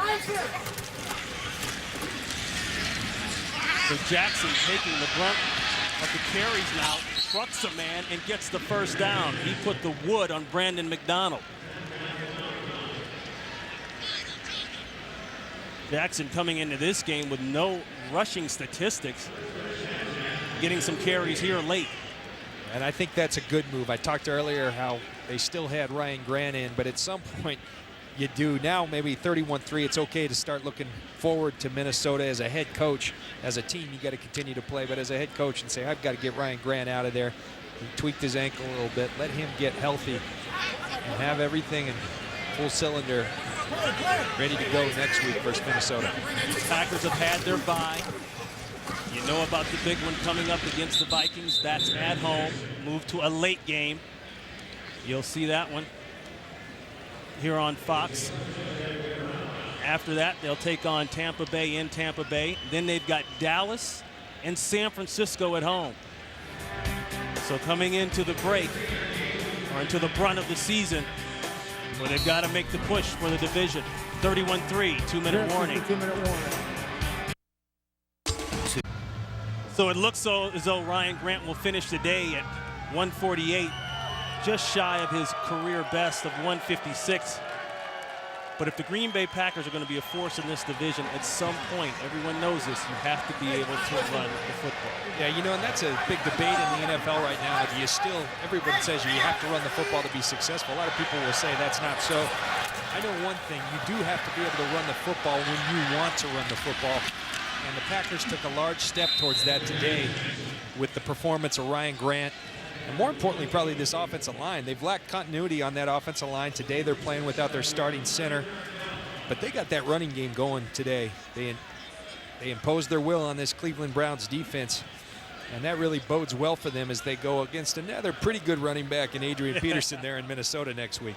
Mike McCarthy made a point to tell us last night, a lot of speculation that he put together the 3-4 defense to help stop Adrian Peterson. More perimeter speed, more linebacker speed on the field. He said, let me tell you what, I didn't think of number 28 one time when I put this scheme together. I put it together for this team's identity, our confidence, our energy, and we've seen all of that early here in the season. Now, he would want me to preface this. He did preface it with, I got all the respect in the world for number 28. That's true, right. You don't want to, right. However, that did not come into my decision. Again, as you said, it was about, he said, the way a football team should look. And he just so happened to be fortunate to find a guy like Dom Capers. You kidding me? With that experience and his track record at Pittsburgh, at Jacksonville, at Miami, to find Dom Capers on this defense, incredible. Time permitting, bonus coverage, we will send you to the Vikings-Pittsburgh game. And right now, that is a 3-point game. Pittsburgh holding on 20-17 at the 2-minute warning. And that ball goes into the end zone for a touchback. 27 seconds left here in Cleveland. And then also you talk about Minnesota. Well, don't forget about the Chicago Bears. New quarterback in there.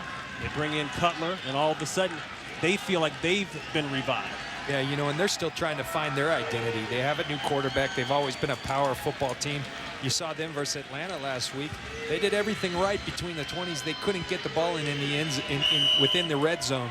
They're a very good football team. I know from playing with Jay Cutler, this guy is as talented as quarterback as there is in this league. This is going to be a great race in this NFC North. Don't forget, next doubleheader action, the Bears and the Bengals coming your way. And tonight, Game 6, the ALCS. The Angels trying to hold on and avoid elimination, going up against the New York Yankees. The Yankees with a chance to advance to the World Series. And that will be the final here in Cleveland. The Green Bay Packers come into town, take care of business with big plays, explosive plays, score fast. And they'll get the win 31-3. And that's it from Cleveland. Right now, we send you to Kurt Menefee in Los Angeles. So long, everybody.